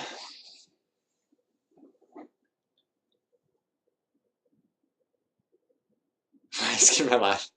Yeah, let's go, Chex. Okay, anyway, let's go. Try at the bat, dash dancing around. See, look at this. Look at this dash dancing. Look at how just quick you can do it, because your dash length is stupid. It's dumb. Anyway. Immediate pin. Like, I don't know, I can understand this pin, but you don't have to go for it yet. I think for the most part, well, no, yeah, especially on this stage, pin is going to be a higher risk than just dashing back or jumping back. Because if you jump back and Mario dashes forward, even unless he's right next to you, for the most part, I think you're going to just be able to fall with a nair and cover everything. I will cover his run in. So for the most part, I don't think you have to start pinning this early if you don't have an idea of what your opponent's doing. Falling nair there, I like that, I like that. Right there. I feel like you can just jump out of shield pin. What jump buttons do you use? Because that's another thing.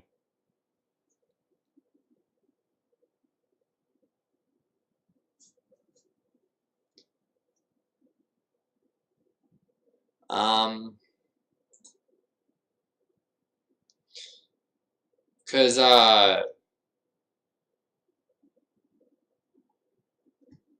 if you can jump out of shield pin, I feel like these back airs should be punishable just because pin is so darn fast. Especially spot dodging here, if you pinned and then immediately kicked, you would have covered that. And instead what happens is you don't punish it and then you jump out of shield. This situation right here, A, Mario is scared of a pin with punish on that on the shielded back air, and B, Mario's not the fastest, so I feel like in this situation you just roll away. Mario doesn't really get anything out of it. You get cornered, I guess, but you don't have like jumping in this situation as Mario. Like if Mario jumps at the same time, but this is close enough range where Mario can actually back air you, so, or at the very least jump and drift backwards, so you can maybe outrange the back air. Because the main thing you just want to avoid is like you just don't want Mario to get next to you, and you want to do what you have to prevent that from happening. Because once Mario gets next to you, he gets a chance to get a grab, and then it all spirals out of control. And you have plenty of options to keep Mario out of you. Like, if you're not very close to Mario, then you can just space back airs until you have an idea of what he's going to do. And when you think he's going to dash in, like, after you've done that and you got an idea of when he dashes in, if you think he's going to dash in and try and catch your jump, you just jump pin and then catch him in the middle of his dash. Oh, jeez. Okay. Get back aired. Doesn't get anything. Roll out. I like that. Pin, and he just can't punish that.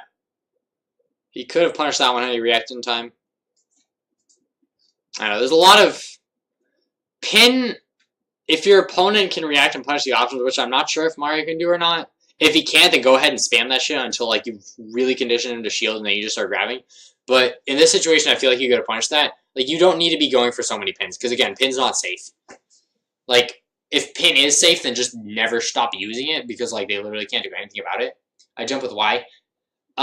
What do you use L for? Do you use all your shoulder buttons? Because with Y, you can't really pin out a shield unless you have a special button set, shoulder button set to special. You can't really pin out a shield like jump pin, which is super freaking useful because pin reaches so far. And actually, we should probably pull up the Corrin frame data. Oh shoot, I don't want to open that. No, what is this? Wait, hold up. Who's Ninja Tuna Mr. Scruff Electronic 2008? Who is this man? I'm concerned.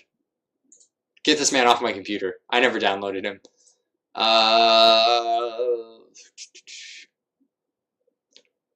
Let's get Corrin.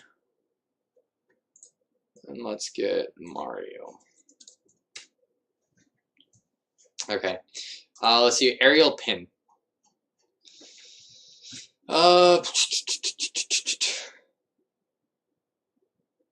Dragon lunge. Dragon lunge aerial comes out frame 10. So that's with you probably have 5 frame jump squat. Oh, 4. No, yeah. Whoa, shoot, 6 frames. Okay. 16 frames out of shield. That's not bad. I guess that means you can't punish Mario's back airs on shield though too well. How much ending lag do they have? Back air 12. Yeah, okay. You can't punish the landing back airs. Even if he spaces a little bit high because shield's done.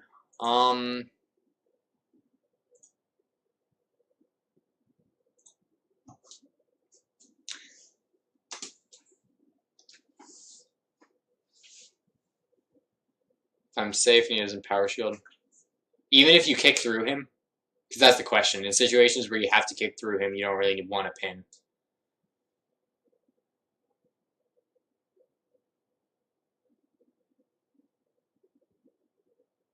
Low-key jam, though.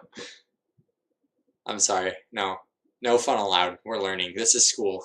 I hate school. Please, someone get me out of school. Am I allowed to say? Is that not esports? Am I promoting degeneracy? Okay.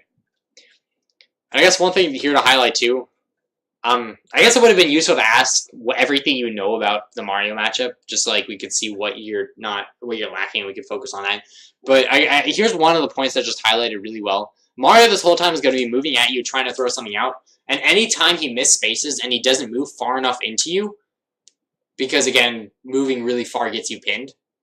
Well, okay, regardless, anytime he doesn't move far enough into you and throw something out, you can just immediately whiff punish with the pin. Because if it doesn't hit your shield and he's jumping, especially if he's jumping, he could throw out an aerial and hope that it clanks and beats pin.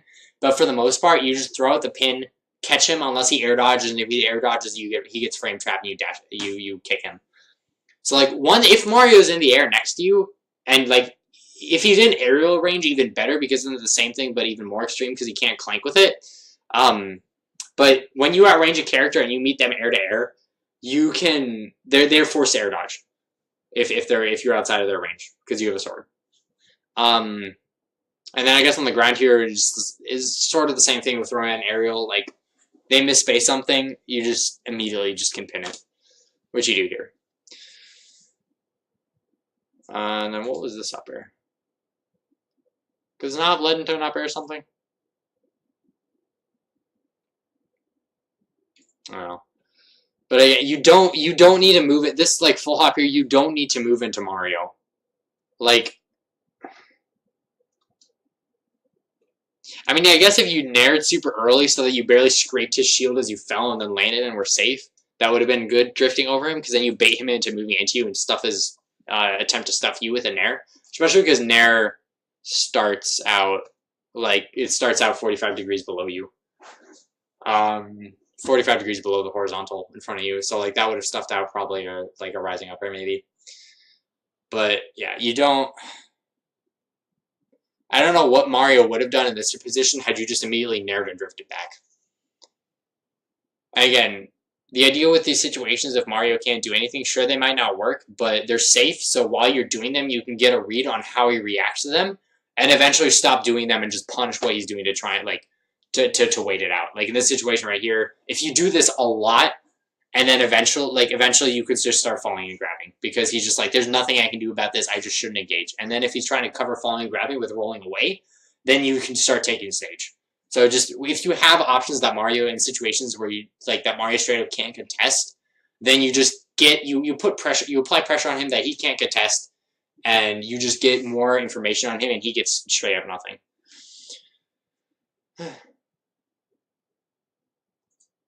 Good night, Will. Thanks for tuning in.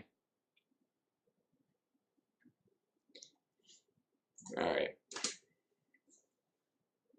But I guess that up air is not really safe on hit or something, and you just catch him with a nair, try and catch his landing. And that's just you whiffing the air dodge punish.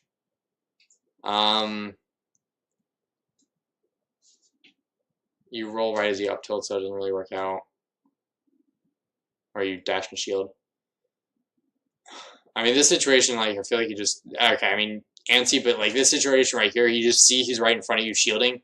The best he can do is back out a shield. Which, I guess, okay, never mind. Rolling makes some sense here. Although I feel like rolling back might have just been better. I don't know. Rolling makes some sense, because you get away from his back air. He has to hard read that, for the most part. Or I guess he just waits and reacts if he drops shield. I don't know. Spacing with the back air... This is just... Wait, hold up. Oh, geez. I skipped way too far back. Here, after this back air missed and he jumped, you just keep dashing back, because if he drifts in, you just pin his landing. If he drifts back, you get stage back again, and so you can walk forward.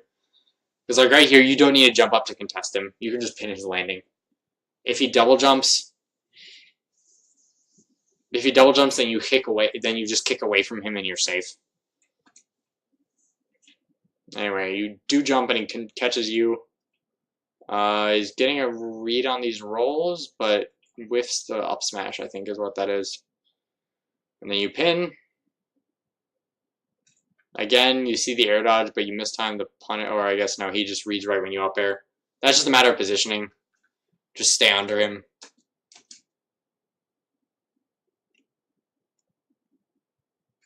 Granted, even though this upper missed, I actually don't know. You probably couldn't have pinned. Anyway, staying again outside his range. Again, you can't really... You've been throwing out so many pins this set that he's going to shield when he's near you, especially because you haven't grabbed him once. And I think you only grab him once this game as like a whiff punish. Like a super obvious whiff punish. You don't need to throw out...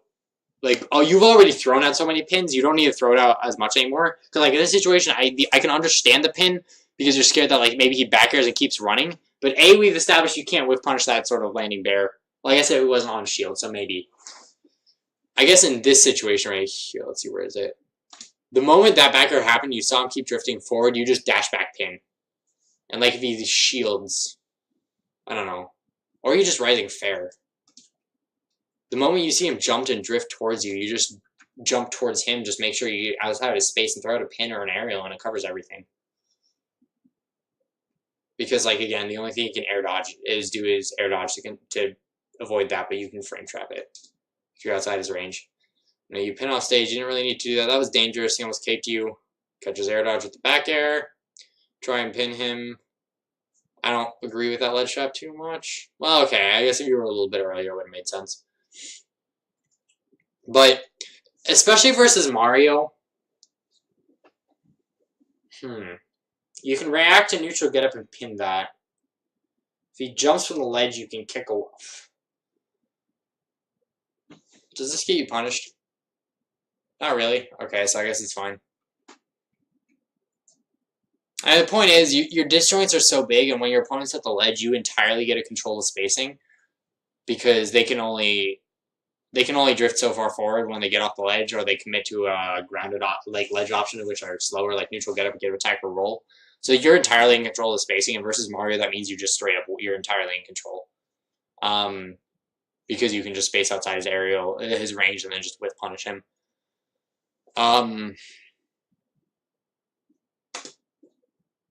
So like there's so many things you can do to ledge trap him. That works too. You can pin. You can just straight up not do anything and just react. And if you don't react right, you just space yourself in a way. Like you can try and cover like neutral, get up with pin, and then if it doesn't work out, you just kick away and then you're fine. Or like I don't know what else there is. You can nair. Nair is a solid tool for ledge trapping because it'll last so long. So like you jump outside of, or you jump trying to bait a get up attack, and if he doesn't do it, you nair anyways. You land, covers neutral, get up. You'll be able, if it doesn't catch roll, you'll be able to punish roll. You'll be out of lag and be able to punish roll in time. If it doesn't catch jump, he probably catches jump, but if it doesn't, he's in the air above you, and you just juggle him or catches landing with pin.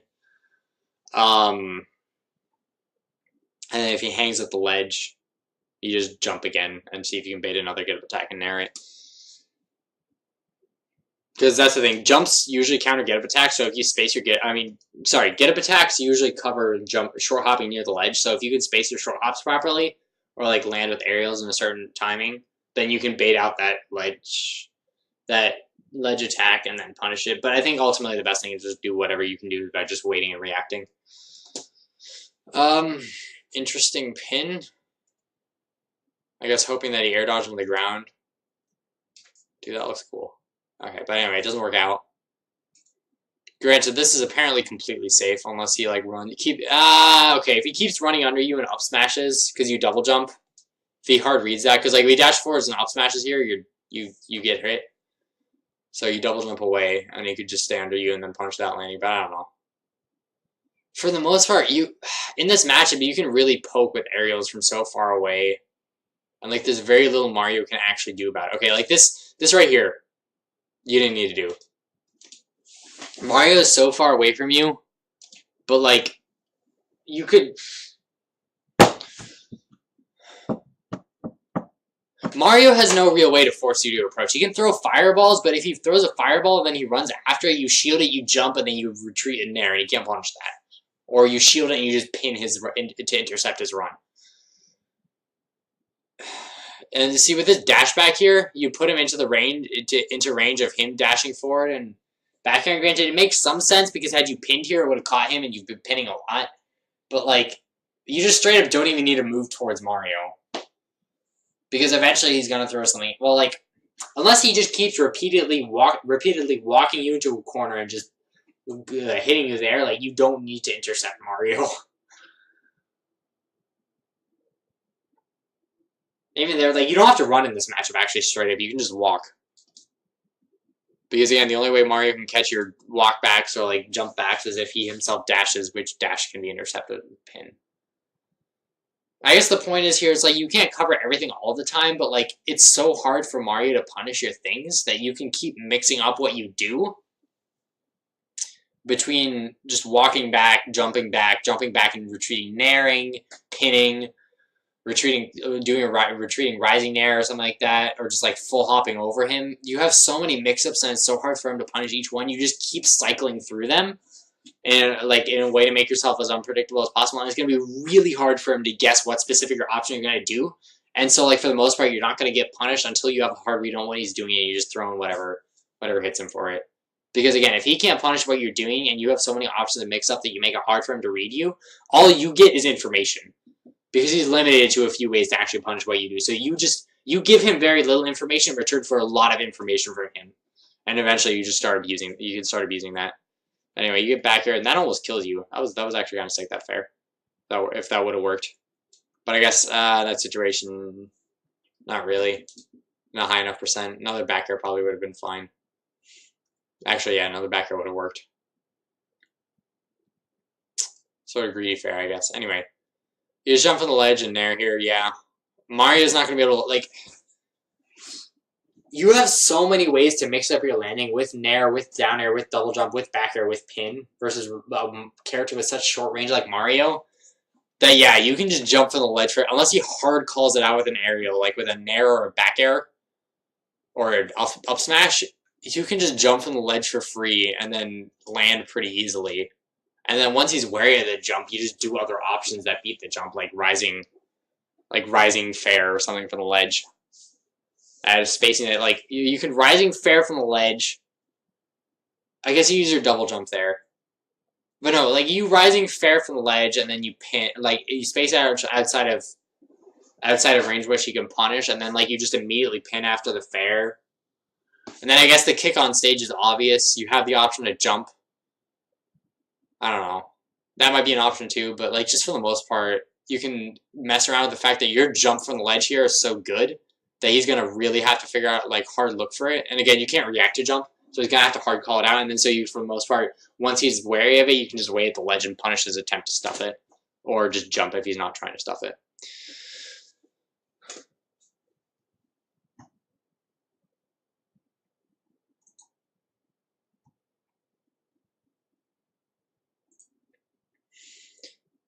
Okay.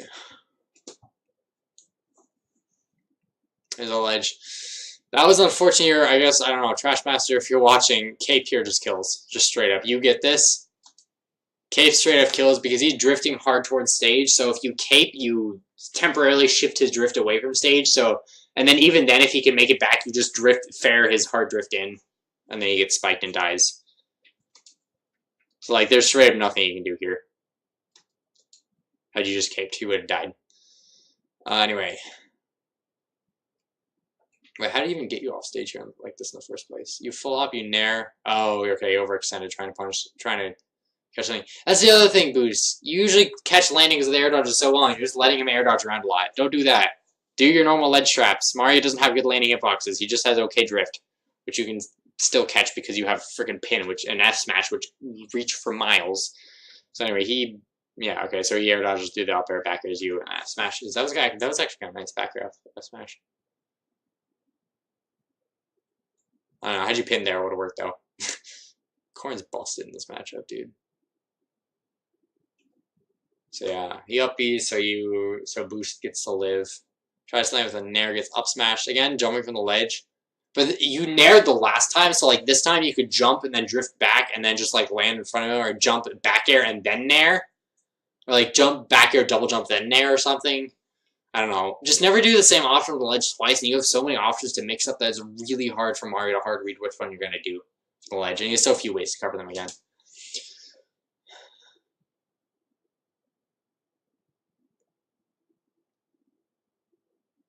Again, Cape kills that, or charge up. Well, like, no, yeah, Cape is ideal here because Trashmaster commits the F smash, and so Boost can react to that and drift around it like he does. Or if, like, well, I guess he didn't fully, but, like, even if he up smashed here, up smash probably would have killed. But if you just straight up jump up and Cape Corrin off stage, because Corrin's hard drifting in. If you just jump up and intercept Corrin's drift with a Cape, Corrin temporarily drifts himself away from stage, and then or I guess herself in this case, drifts herself away from stage, and then you just follow up with a fair or another Cape if Corrin starts drifting back towards ledge again. Yeah, Corrin definitely looks like Corrin shits on Mario. Nuggy Mancer. Um, actually, I am curious, and I want to see these matchup charts of Mario's.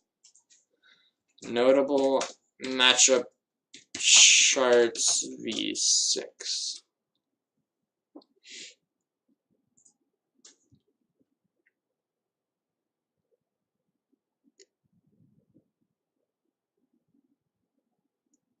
Because I just want to, like, this matchup looks awful. Like, straight up awful. I don't know what Mario does about this.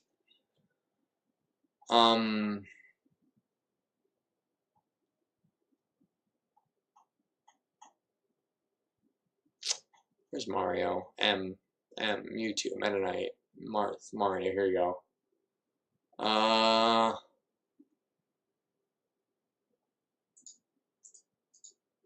Dark Wizzy and Zenyu should give us 2 good opinions. Corrin, if we just look at Cosmos and Ryuga. Let's see what they say. Alright, so I guess this isn't the most clear. Let's see. Mario's slight. Okay. I guess part of it. I don't know if Zenyu is the one. I mean, if Dark Wizzy is the one who has super high faith in Mario, but. Huh. I wonder what counterplay Mario actually has versus Corrin. He has no bad matchups. Okay. Okay, Zenyu. Winning Corrin. I guess the punish game maybe in the edge guard. I guess that's the edge guard game, but I don't know. It just seems like it's so hard for Mario to get hit in this matchup. Power shielding probably actually helps a lot. Okay, yeah, that is. I guess you're not really going to be pinning too much in situations where Mario can shield, but I guess Mario can, yeah, combo the hell out of Corrin. Corrin shits on Mario, as he said, but he's high. Mario combos the hell out of Corrin. Mario edgeguards Corrin too well, but like, I guess you can up smash out of shield if you pin Mario's shield, but for the most part, if you can get a hard read on when, like, you don't have to pin. And so, like, you can space your aerials until you can get a read on when Mario is dashing, and then you can just pin when he can't even shield. Yeah, Wizzy loves Mario. So, Zenyu also says no losing matchups, which I'm not sure how true that is. You have notifications. Cosmos says Corrin beats Mario plus 0.5. And then Ryuga says, yo, Ryuga's saying Fox Corrin's even? Is it true? And Ryuga says, again, slight advantage. So I guess, yeah, the punish game is significantly in Mario's favor, but again, you can juggle Mario pretty well, you can ledge trap Mario pretty well. Mario combos the shit out of you and edge guards you pretty well, but like, your punish game isn't lagging that far behind, and neutral is just so heavily skewed in your favor, in Corrin's favor.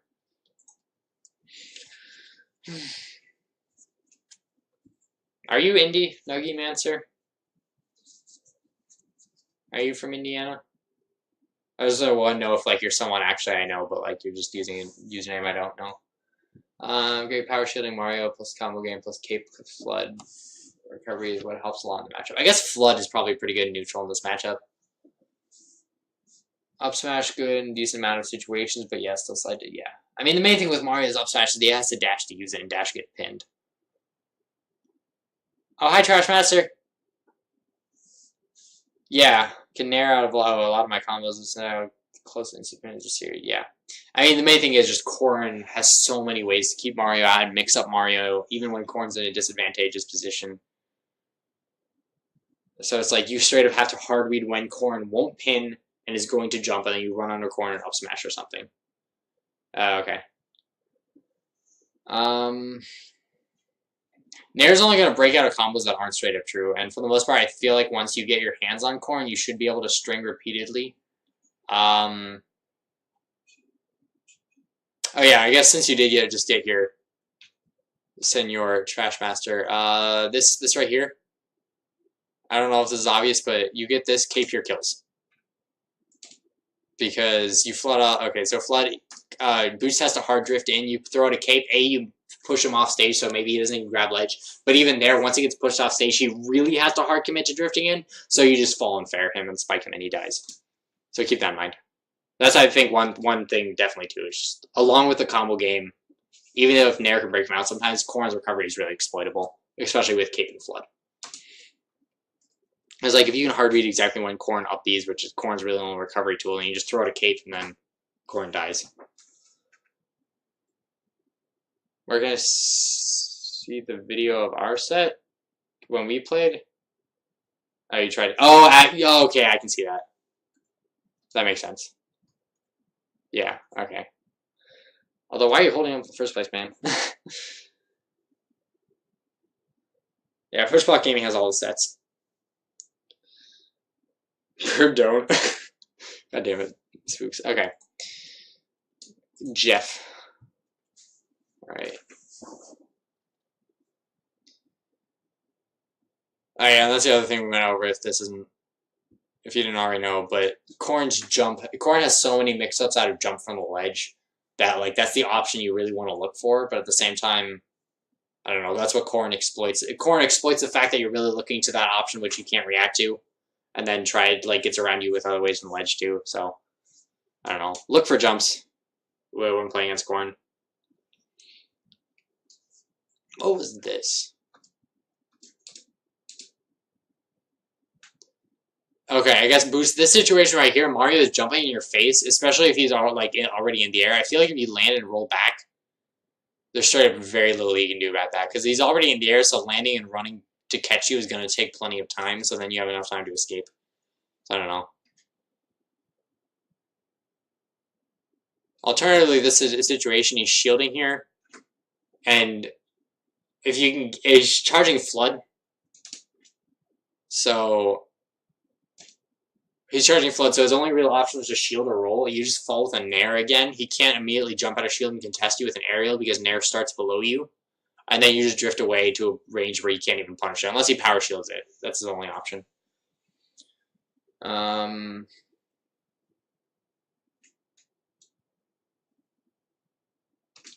Anyway. Again, Cape would have killed. Up smashing the pin. That was good. What was this? Oh, okay, I guess he ran past it. Boost had the read on the dash, but I love that frame. Dude, look at that. Look at those sparks. Yeah. So I guess Boost in this situation, again, you don't... I guess he... I don't know how often you back out his shield to actually get enough information to, let's see... I don't want to go through the whole thing again and look for all the times... Well, I guess, yeah, we can.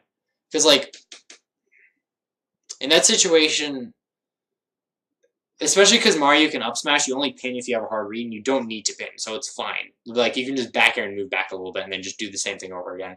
So let's see what information you have about when you back air a shield.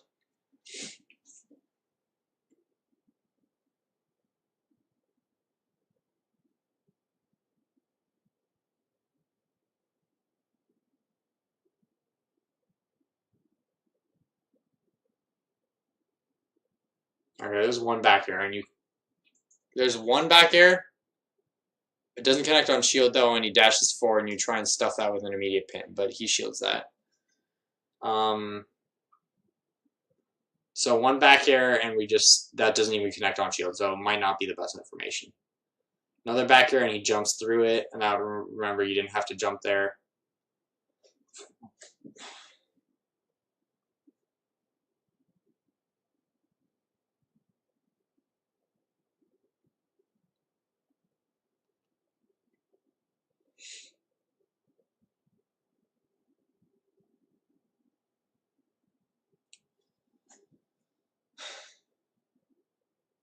Also, Trash Master there. I guess it might have been a misinput, but another back air would have worked most likely here instead of that fair.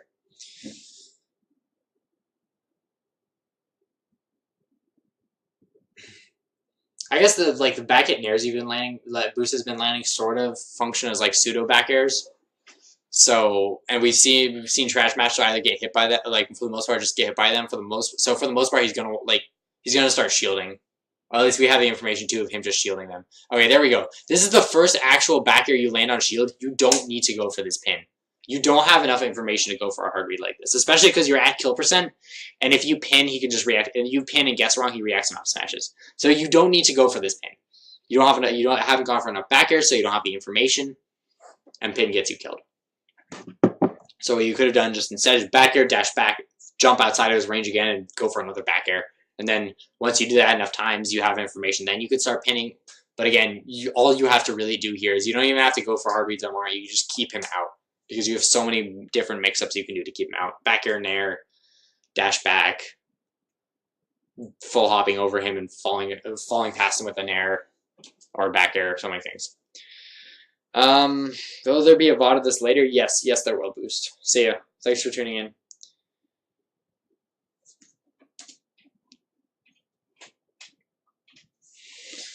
Okay.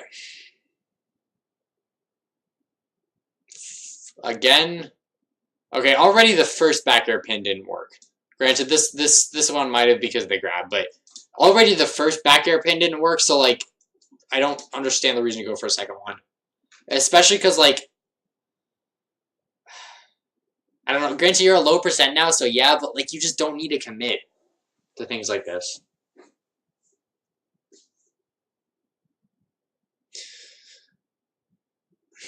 Yeah, so he punished the first back air pin.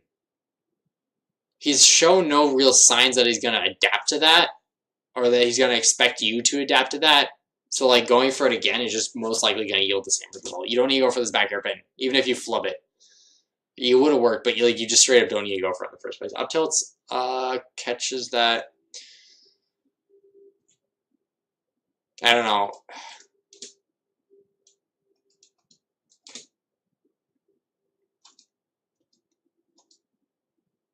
One thing you should, especially, I don't know if you are aware of how to use this, but Trash Master, one thing you should do, using this wonderful calculator here with the link I'll post in the chat real quick.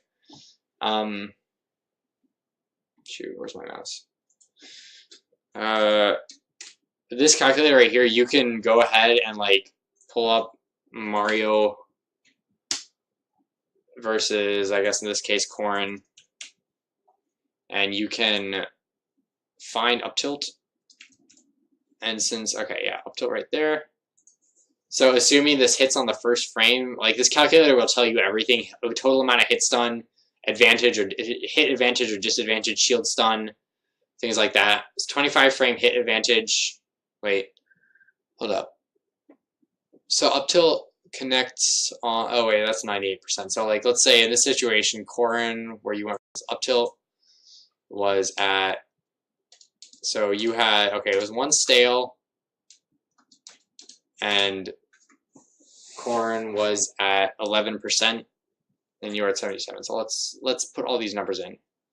77 rage, Corrin was at 11, and there was one stale on it because you connected one, and you got, because it was a frame trap up tilt, you got the very first frame of it. So we can see that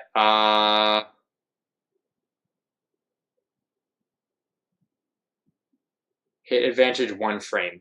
So because there's only one frame of hit advantage, that means you're not actually gonna, like, Corrin's gonna be able to jump and air dodge away before you have time to jump and up air. Does Corrin have a frame 3 air dodge? I feel like Corrin has a frame 3 air dodge. Yeah, okay. Corrin has enough time to double jump and air dodge away, or like throw an aerial or something to, well, maybe not an aerial because up air comes out like frame freaking -0. Up air comes out frame 4. So probably not an aerial, but Corrin has enough time to jump away. And jump away and air dodge and stuff like that. So you can use a calculator, even if we're just like I don't know, not being like really specific. Like you take away the rage and the stale. Like you can just figure out, okay, so you need, in order to, okay, also you have to take into account jump squat. So that gives you even, so an up air comes out frame 4, but you also have to be in jump squat for 5 frames. So up air is going to come out frame 9. So what you're looking for with up tilt is at what percent you should follow up with an up air is when you have what percent you have 9 frames of hit advantage. So we're going to be looking down here. We're going to be looking down here what this has to say. And we're going to be looking at what percent, at what percent it starts saying you actually have 9 frames at advantage. So as of 39%, you can actually start going for up tilt up airs. Before that, you can try up tilt up Bs, because up B comes out way faster and you can cancel your jump squat with an up special. Or you just stay on the ground and try and catch Corrin's landing, because the jump up air isn't going to catch it. Granted, the higher, like the percent where it's not technical, actually, okay, we just need to look for when Corrin stops air dodging. So 9 frames to get the up air out, assuming Corrin is forced to air dodge, like, which is frame 3, so as long as you have 6 frames of shield advantage, you're fine. I mean, hit advantage, so 32% in this case is when you can start going for up airs, and then Corrin's only way to escape that is with air dodging, and air dodging you can then fall back down in frame trap.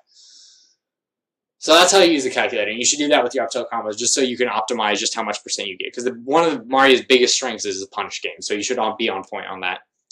If you're still here, Trash Master, that's how you use the calculator. That's what I do with Fox's up tilt strings. Like, I can show you my wonderful notes. Let's see. And it really doesn't take much time to calculate out that stuff. But like, let's go to like Bayonetta, for example. Up tilt becomes safe on hit at a certain percent. Up tilt starts forcing air dodges at this percent. And then like I count out this, like how the percent changes if they're stale is up tilt starts forcing air up tilt and perfect pivot. Up tilt starts forcing air dodges at a certain percent. It's like, I don't know. It's helpful, and you should do it if you don't already. Just optimize your punch game. And the calculator just makes it so easy. Once you get used to using it. Anyway.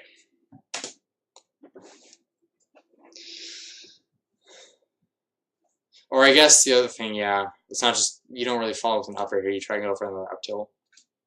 Which again, you only have 1 frame hit advantage, so if he double jumps out, it doesn't work out, because up tilt's like frame 5 or something. So he jumps out, and we're back to neutral. What was this? Okay, this double jump here from Boost was sus AF, because he puts himself above Mario without a double jump, so he's forced to land on him. And then, again, this is just another example of, like, Corrin does not have to approach Mario. You can just shield fireballs, and Mario can't really capitalize much off of it, because you're going to jump out of shield anyway, and do stuff like, and mix up your landing, like how you zone out Mario like that. So yeah, this double jump here from, like, Boost was a mistake. Catches the air dodge with the up air finally. Catches the landing with the F smash. Air dodges through there, tries to pin. Catches the get up attack with an air. What was that? I guess you're looking for the air dodge bite there, which is fair. Can go for that. Back air is Mario's landing. If he shields there, that's safe anyway. So yeah, I like that back air. Tries to pin the landing, but Master manages to drift out just in time, just far enough, so that doesn't work. Kicks away, it's completely safe.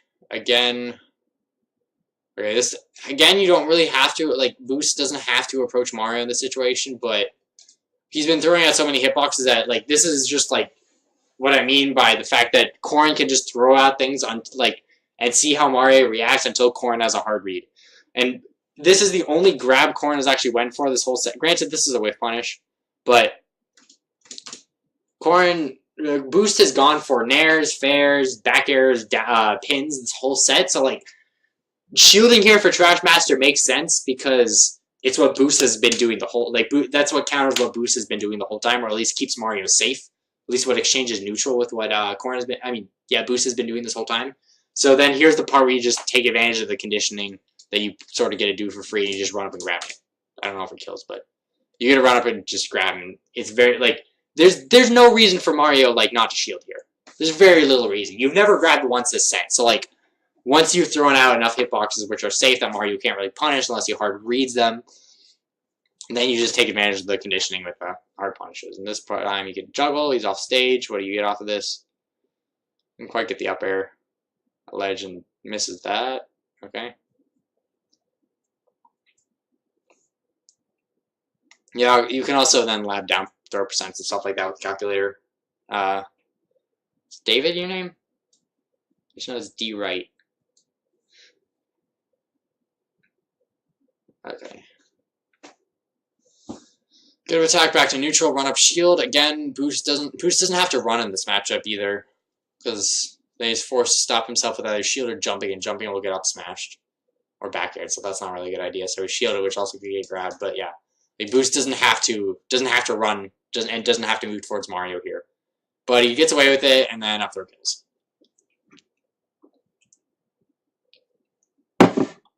Oh, shoot, that was stock one. Oh, I'm dumb.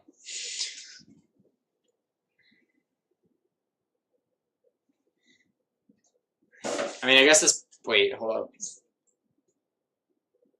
I don't know. Like, if Mario's forced to shield because he's charging Flood, I think Boost, it's best to just space an aerial around it. Because, like, you can just jump up in his face and throw a back air on a shield. You get more information about how he reacts to back airs on a shield, so you can go for hard reads later. And he's forced to stop charging Flood. Pin here is less safe. Because, again, like, he could punish it if the other up smash is out of shield. Where was it? Like, right here, if... Pin, like, I guess not, maybe not in that situation, but he could have, like, maybe, like, Rising Nair out of shield or something like that.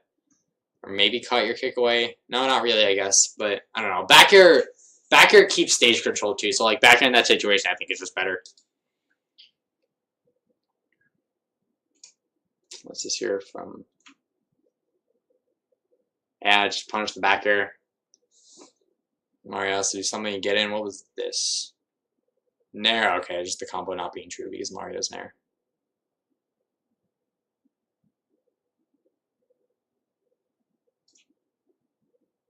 And back air, you just have so many mix-up options on landing. Although I think here, at the height that he went for that, I guess it mixed up your landing, but like, it mixed up Boost's landing, but like, let's see. Oh, he just tries to go for another grab.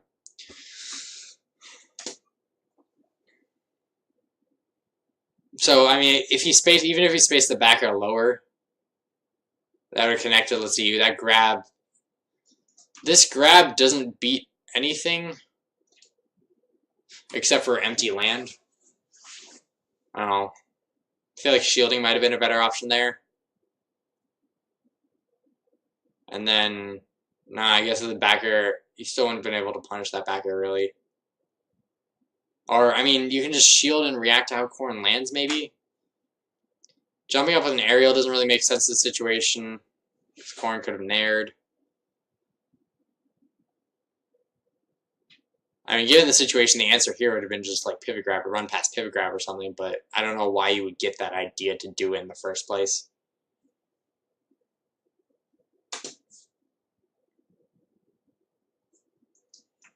Again, Boost doesn't have to move into Mario because he has a big sword. And he gets punished for it. Interesting F smash there.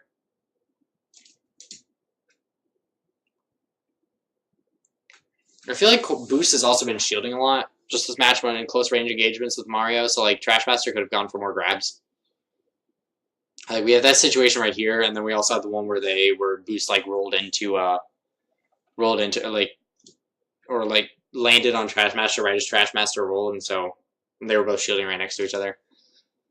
But F smash misses. Yeah, you're not really gonna be able to punish Corrin's landing too well. Throw it in the air, landing situation.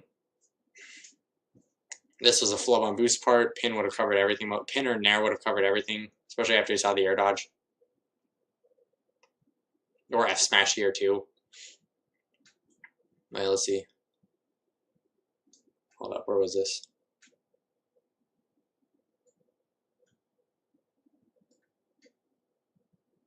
Here's the F smash.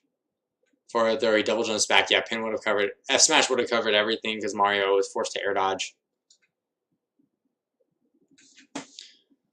Back to neutral. One thing Trash Master you don't really need to do too much in this matchup, I think, is just full hop versus Corrin.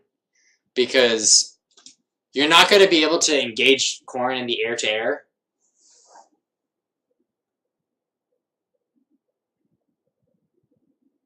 You never knew about the calculator checks? Dude, it's legendary. It's amazing.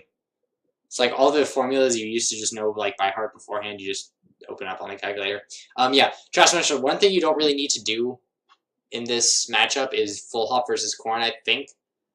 There might be certain weird specific situations where you can punish stuff, like if you like full hop air dodge and then land on Corrin with a down air or something. But for the most part, you can't engage Corrin in the air to air because you're short. Your character has just short and stubby limbs and doesn't really have any big disjoints, and Corrin has huge disjoints. So for the most part, what you're looking to do in neutral in this matchup is just call out Corrin's jumps right when they happen before Corrin can throw an aerial. So that is with dash up smash, dash back air, and so for the most part, when you're playing neutral, you want to just space around like outside of Corrin's range and just see what triggers jumps. And like what ally does a lot to trigger those reactions. There's run up shield because grab is a little bit riskier. Like tomahawking is a little bit riskier than any of other Corrin spaced areas, so there's not really much of a risk that you're going to get hit out of the shield. You're just giving away information, but you're getting information too as to how Corrin's jumping. Or the other thing that ally does is just run and then turn around so he slides and it like stops barely outside of Corrin's range, and then baits reactions like that too, because then you can just turn around and start running back in, or like run right in if Corrin like jumps away or something and takes stage. Like just look how, I guess if you want to analyze yourself, just look how ally uses the dash and shield or the run in and turn around, because he does that a lot versus sword characters. Because versus sword characters, very few of them are going to be, like, there's not really any sword character that's going to be able to space you out by just staying on the ground, aside from maybe, like, Mewtwo with down tilt. So, like, for the most part, you're looking to figure out what's triggering them to jump, and then call out their jumps with back airs and up smashes, or down airs. Anyway, so yeah, you don't really need to follow up too much. What you grab there? Oh, Tomahawk.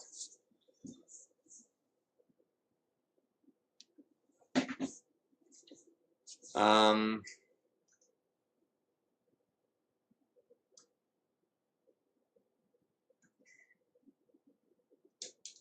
guess there's not really much boost could have done here because you guys rolled at the same, because both of you rolled at the same time.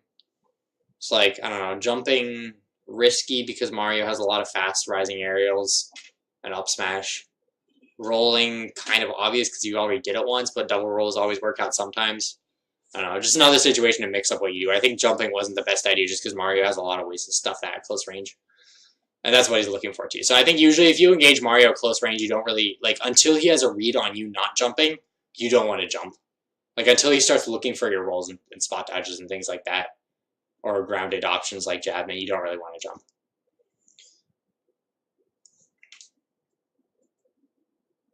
See, that's like the idea here. Trash Master,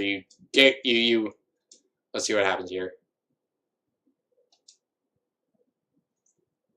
I guess this back air is just good in general because, well, this is short hop because he dash forward shielded the last time you approached him like that, as we see right here. Hold up. Yeah, right here. You move, well, I guess you have him cornered and he runs forward, shields, rolls back. And then the next time you run forward with this short hop, if he runs forward shields, you can land out, you have like a lot of landing mix-ups in your favor with back air, down air, empty hop, grab. If he rolls back, you just keep drifting back and back air him. And then, of course, if he jumps as he does here, you back air him.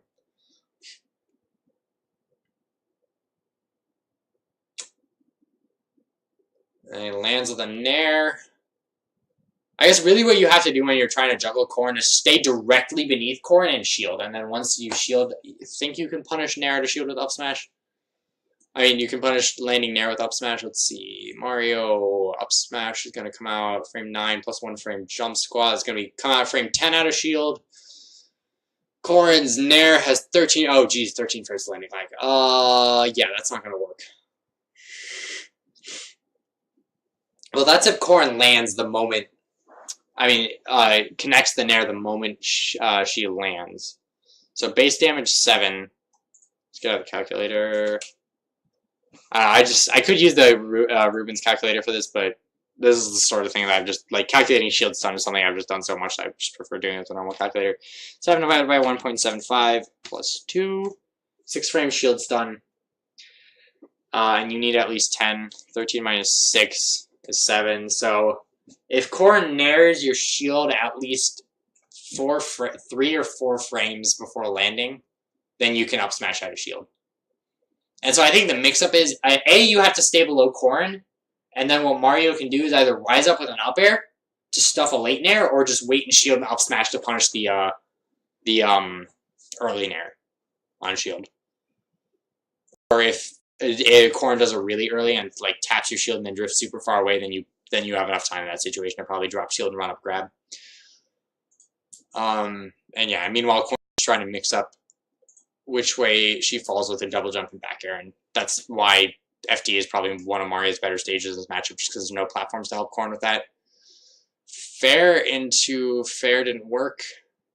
Unfortunate. Or nair into fair. And again, you don't have to pin, especially at kill percent, you don't have to pin. That was a good reaction there from Trash, like on Trash Master's side, but Boost doesn't have to pin. He can just keep Mario out. Granted, Mario has a percent lead in this situation. If Mario doesn't approach, you just corner him, and then eventually he has to approach. When do you think you'll be able to come back to Purdue for a weekly Thanksgiving break? You guys have off, I think, and then it's like I don't know if you guys will have a weekly or not. I might come for that, although it's on Thursday, which is Thanksgiving dinner day, so maybe not. Winter break, you guys are out too. So unless my winter break is like desynced for Purdue's winter break, then I come up for that.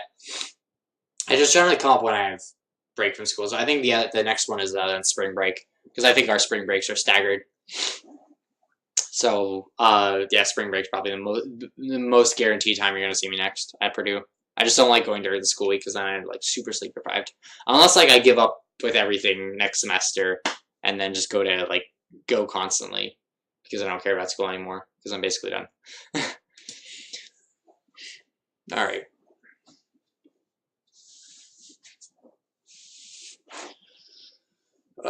Next game. Town. Both characters.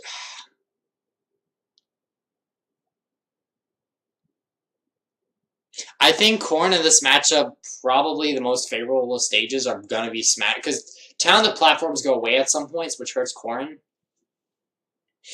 I think what Corrin, the two stages you'd want to go to as boost is if they ban Lilat, go Smashville. If they ban Smashville, go Lilat versus Mario, because the Smashville platform is really good for getting you out of bad situations. Because if you can just drift over to it, even if they know you're going to it, if it's off stage, it's very hard to get there in a good position to cover your landing, especially without getting right next to Corrin to a range where Corrin can nair.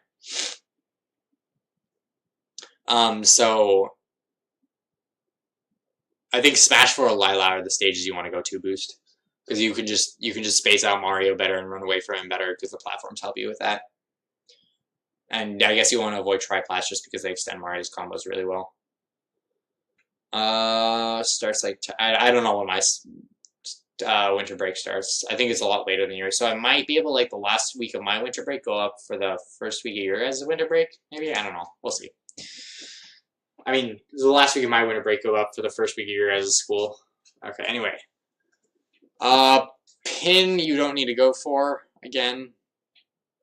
That's the main thing, boost. Especially because Mario can up smash out of shield. You don't need to go for pins when you don't have to. If you go for a pin, it's a hard read. It's like Sonic Spin Dash versus fast characters. Versus a character with a good out of shield anti-air, you don't need a pin unless it's a hard read. Especially Mario, because you could just get out. Yeah, because you can just keep him out with so many other methods.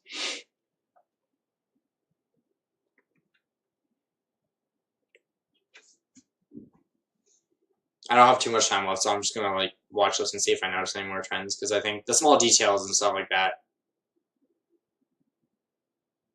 you guys can figure out. Or I don't know, it's worth more of the time to find the bigger trends. And I think I've been over a lot of the main trends already. Boost doesn't need to land on Mario. Mario needs to call. Yeah, Corrin doesn't need to land anywhere, be anywhere near Mario, or move anywhere near Mario. And Corrin, well, unless it's like Corrin doesn't have to move into Mario's threat range, and Mario has to figure out a way to bait and call out Corrin's jumps.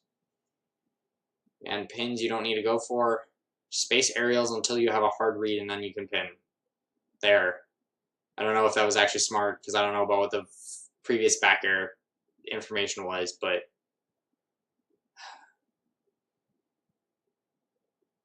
boost, you autopilot back air pin like I autopilot back air up tilt. Neither of them are safe.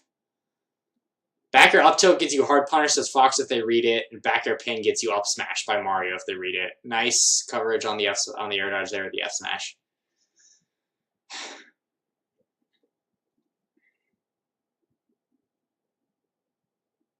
Nice roll.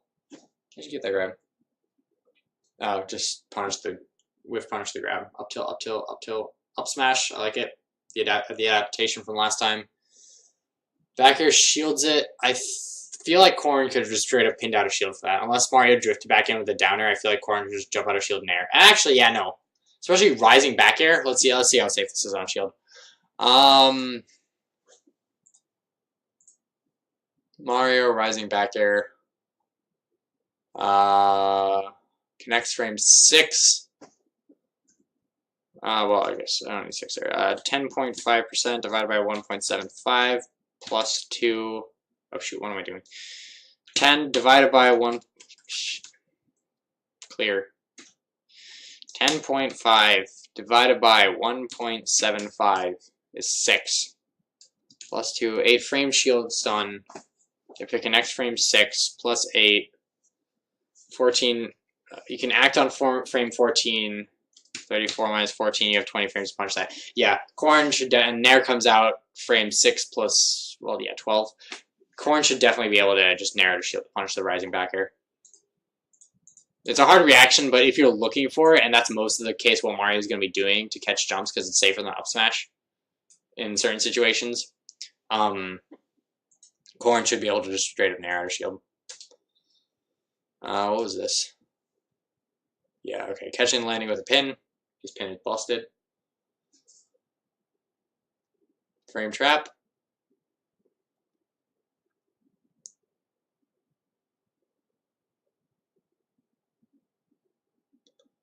Up throw.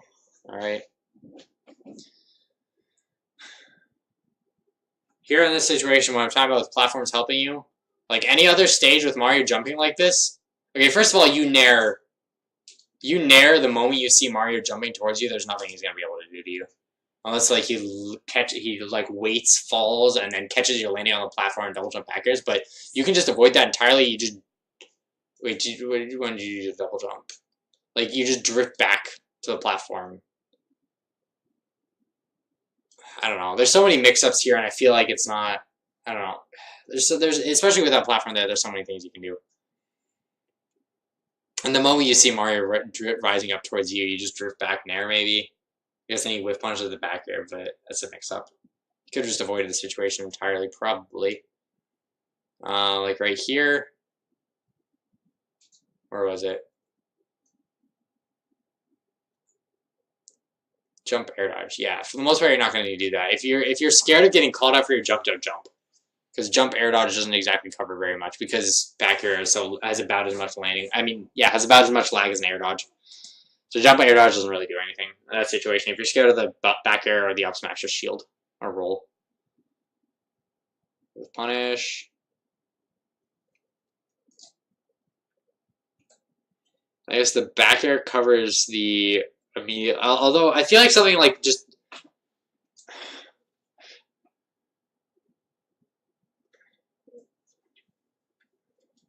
Because, like, I understand, like, I feel like I understand the raw back air to cover just the immediate land, but I feel like, first of all, it was slow, so it might not even covered it.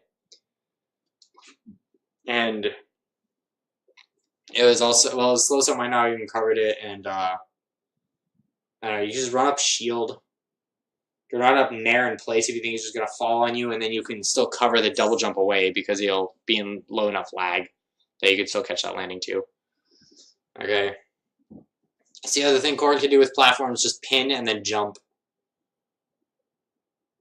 And then mix up how he maneuvers the platforms, and it's almost safe if Mario doesn't get the up smash read right off the bat. I mean, the up smash reaction immediately. We've punished the landing, up air, goes for an up smash, nairs the roll back.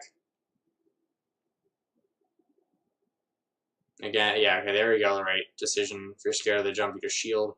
I mean, if you're scared of the jump call out, you just shield. Or dash back, but of course you can't dash back in the corner. I like that jab there from Trash Master, but I feel like you almost can't do sort of those sort of like close range mix-ups here, because like you either keep jabbing. Oh no, you can. I don't agree with the spot dodge here actually, because you got the jab on shield. Corrin's not gonna be able to react to this jab. So if you just do one jab and then you just wait and see what Corrin does, then like next time you get that, you can jab and punish that what Corrin did. And like, yeah, read that happens again. Sorry, I haven't been following chat at all. Or start. Oh wait, pin to win. Yes. Face from Corrin does not take the game count. Yo, chill. It's I don't know. Jumps over the F smash to the back air. Yeah, I don't really like, agree with the F smash too much. But it would have been a good idea had he dashed back, just because it would have been like impossible to punish from max tipper spacing. But actually, I don't know about that. But I'm assuming it's impossible to punish from max tipper spacing. Just one of the other options you can use to zone out Mario. Catching the air dodges. Again, a pin that doesn't need to be gone for. Okay, I guess you're reading the dash, but like, very few of these pins ever work down. I feel like a lot of them are just fortunate, or just whiff punishes. None of them are actually working out in neutral.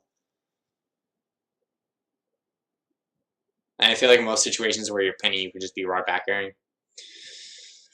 Alright, wait, how did that end? Oh, caught the air dodge on the landing. Alright, last game. Let's get through this super quick. Smashville. Yeah, I don't agree with this. I think if he well, okay, I guess I don't know too much. I mean, keep in mind I don't know too much about these characters, but David, I feel like if he okay, so you can't go back to FD, which I think is the best stage. FD or Battlefield are the best stages for you, because he bans FD and Dave Super Bowl can't go back to Battlefield. I mean, FD. So I feel like Town is almost your best option in this matchup. Well, I don't know, because Town also has really good platforms for escaping stuff at high, but like just not all the time. So I guess I understand Smashville just because more edgeguard opportunities, or Town. In Smashville, it scrunches you up, so you're going to play closer to Corrin most of the time, so maybe you'll get a chance to actually really get in on Corrin. But I don't know, I feel like Town's your best stage in this matchup, given this situation. Oh, you just started, okay. Zoning on Mario, a falling Nair you didn't need to go for a boost. Or like you could have just retreated it. I mean, I could see the intention to hit with a back hit and then have that be safe, but that was a nice whiff punish from Trash Master. But yeah, like, you don't have to move into Mario at all. Calls out the jump, no follow-up. Gets a read on the roll.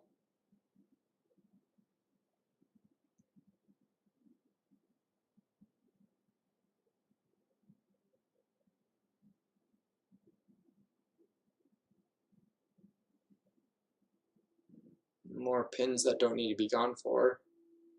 Right, that was just an empty jump.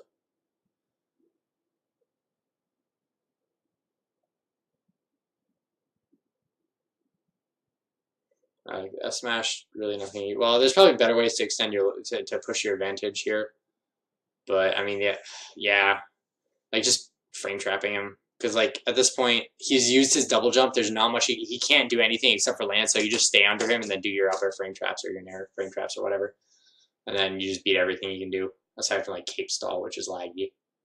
About as laggy as your aerial. There's your air dodge. Interesting that worked out. More pins that don't need to be gone for. If he's charging flood, just back air. Back air safer, and you get the same information. You can't follow up pin pressure, but you can follow up back air pressure. There we go, Tomahawk, because you're just throwing out so many pins. Back air pin autopilot. Back air pin autopilot. No back air pin autopilot this time. Yeah, let's go. Gravity landing, up throw, doesn't quite kill. Fireballs to land.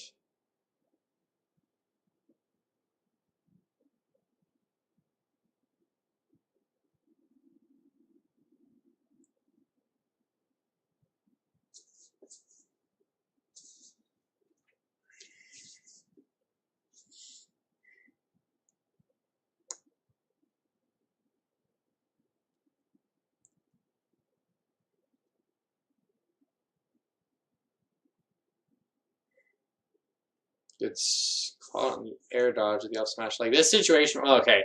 Mario's up smash reach is pretty high, so I don't think Nair would have worked out too well. Back air would have stalled in the air. Why were you even off stage in the first place? Because you pinned! Stop pinning! But even in this situation, back air probably would have pushed you out of range. Or if you're really scared, you just drift and out, like drift to ledge and then mix up how you jump off ledge or get up off ledge.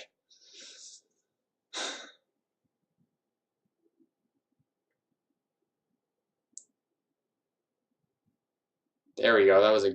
Oh, I guess I was with punish pin. But see, even if you don't get a read, if they try and do something risky against back air, they try and go for a read and you're mixing it, like even there, you can't even go for reads because Mario can't do anything about the back air.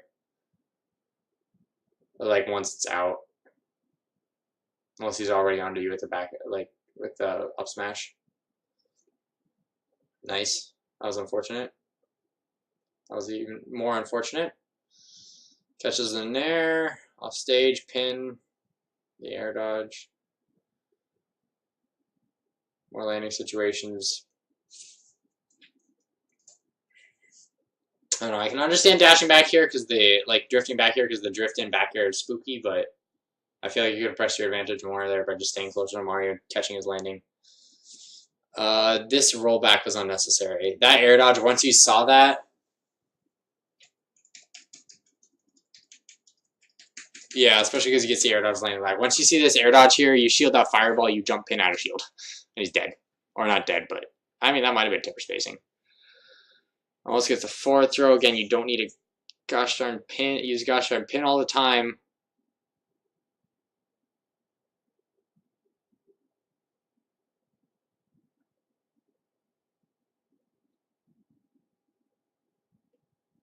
Baits the up air, punches the down air.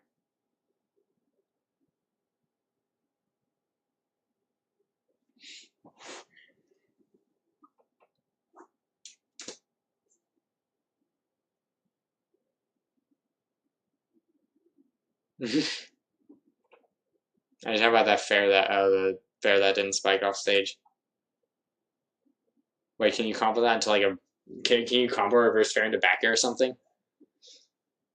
Some oh god, no. Winter, leave, no! Also, hi Winter, I've missed you.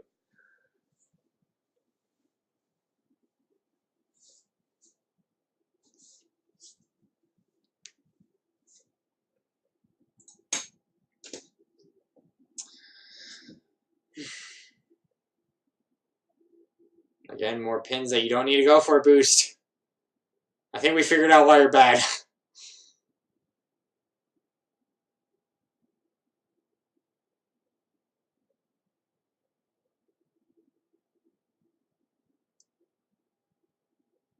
No.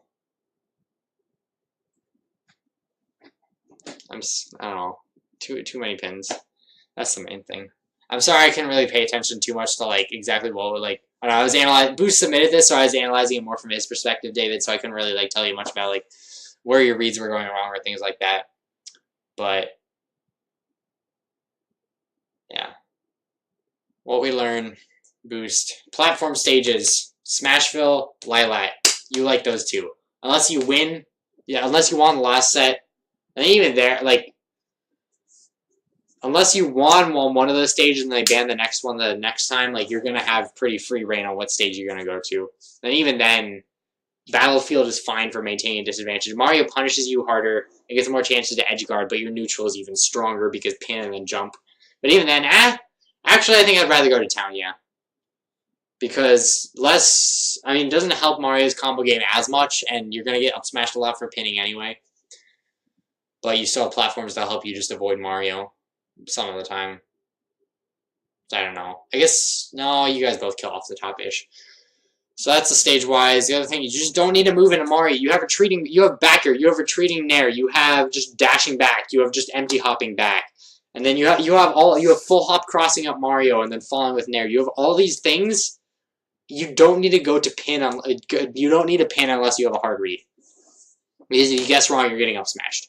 It's not spaced like super properly. What else is there? I think that was just the main thing. Stop back air pin autopiloting. You back air until you have the information you need to go, that you can be confident and go for a hard read pin. Stop pinning. You don't need it. But I think, I don't know. If I wasn't trash, I'll be good, lol. Yeah, just, I don't know, if he does the same thing next time, you just gotta wait for the pins and I'll smash them. Because if he's not getting those, then, yeah. They're hard, he's boost, you gotta treat those as hard reads. Yeah, sorry I don't have the most information for you, Trash Master. Maybe you need to change your tag. Maybe that's the key to success. Maybe you don't need trash in your name. Maybe you need to believe in yourself. Yeah. I think that's about it. 10:05. Okay. Yeah. Thanks for tuning in.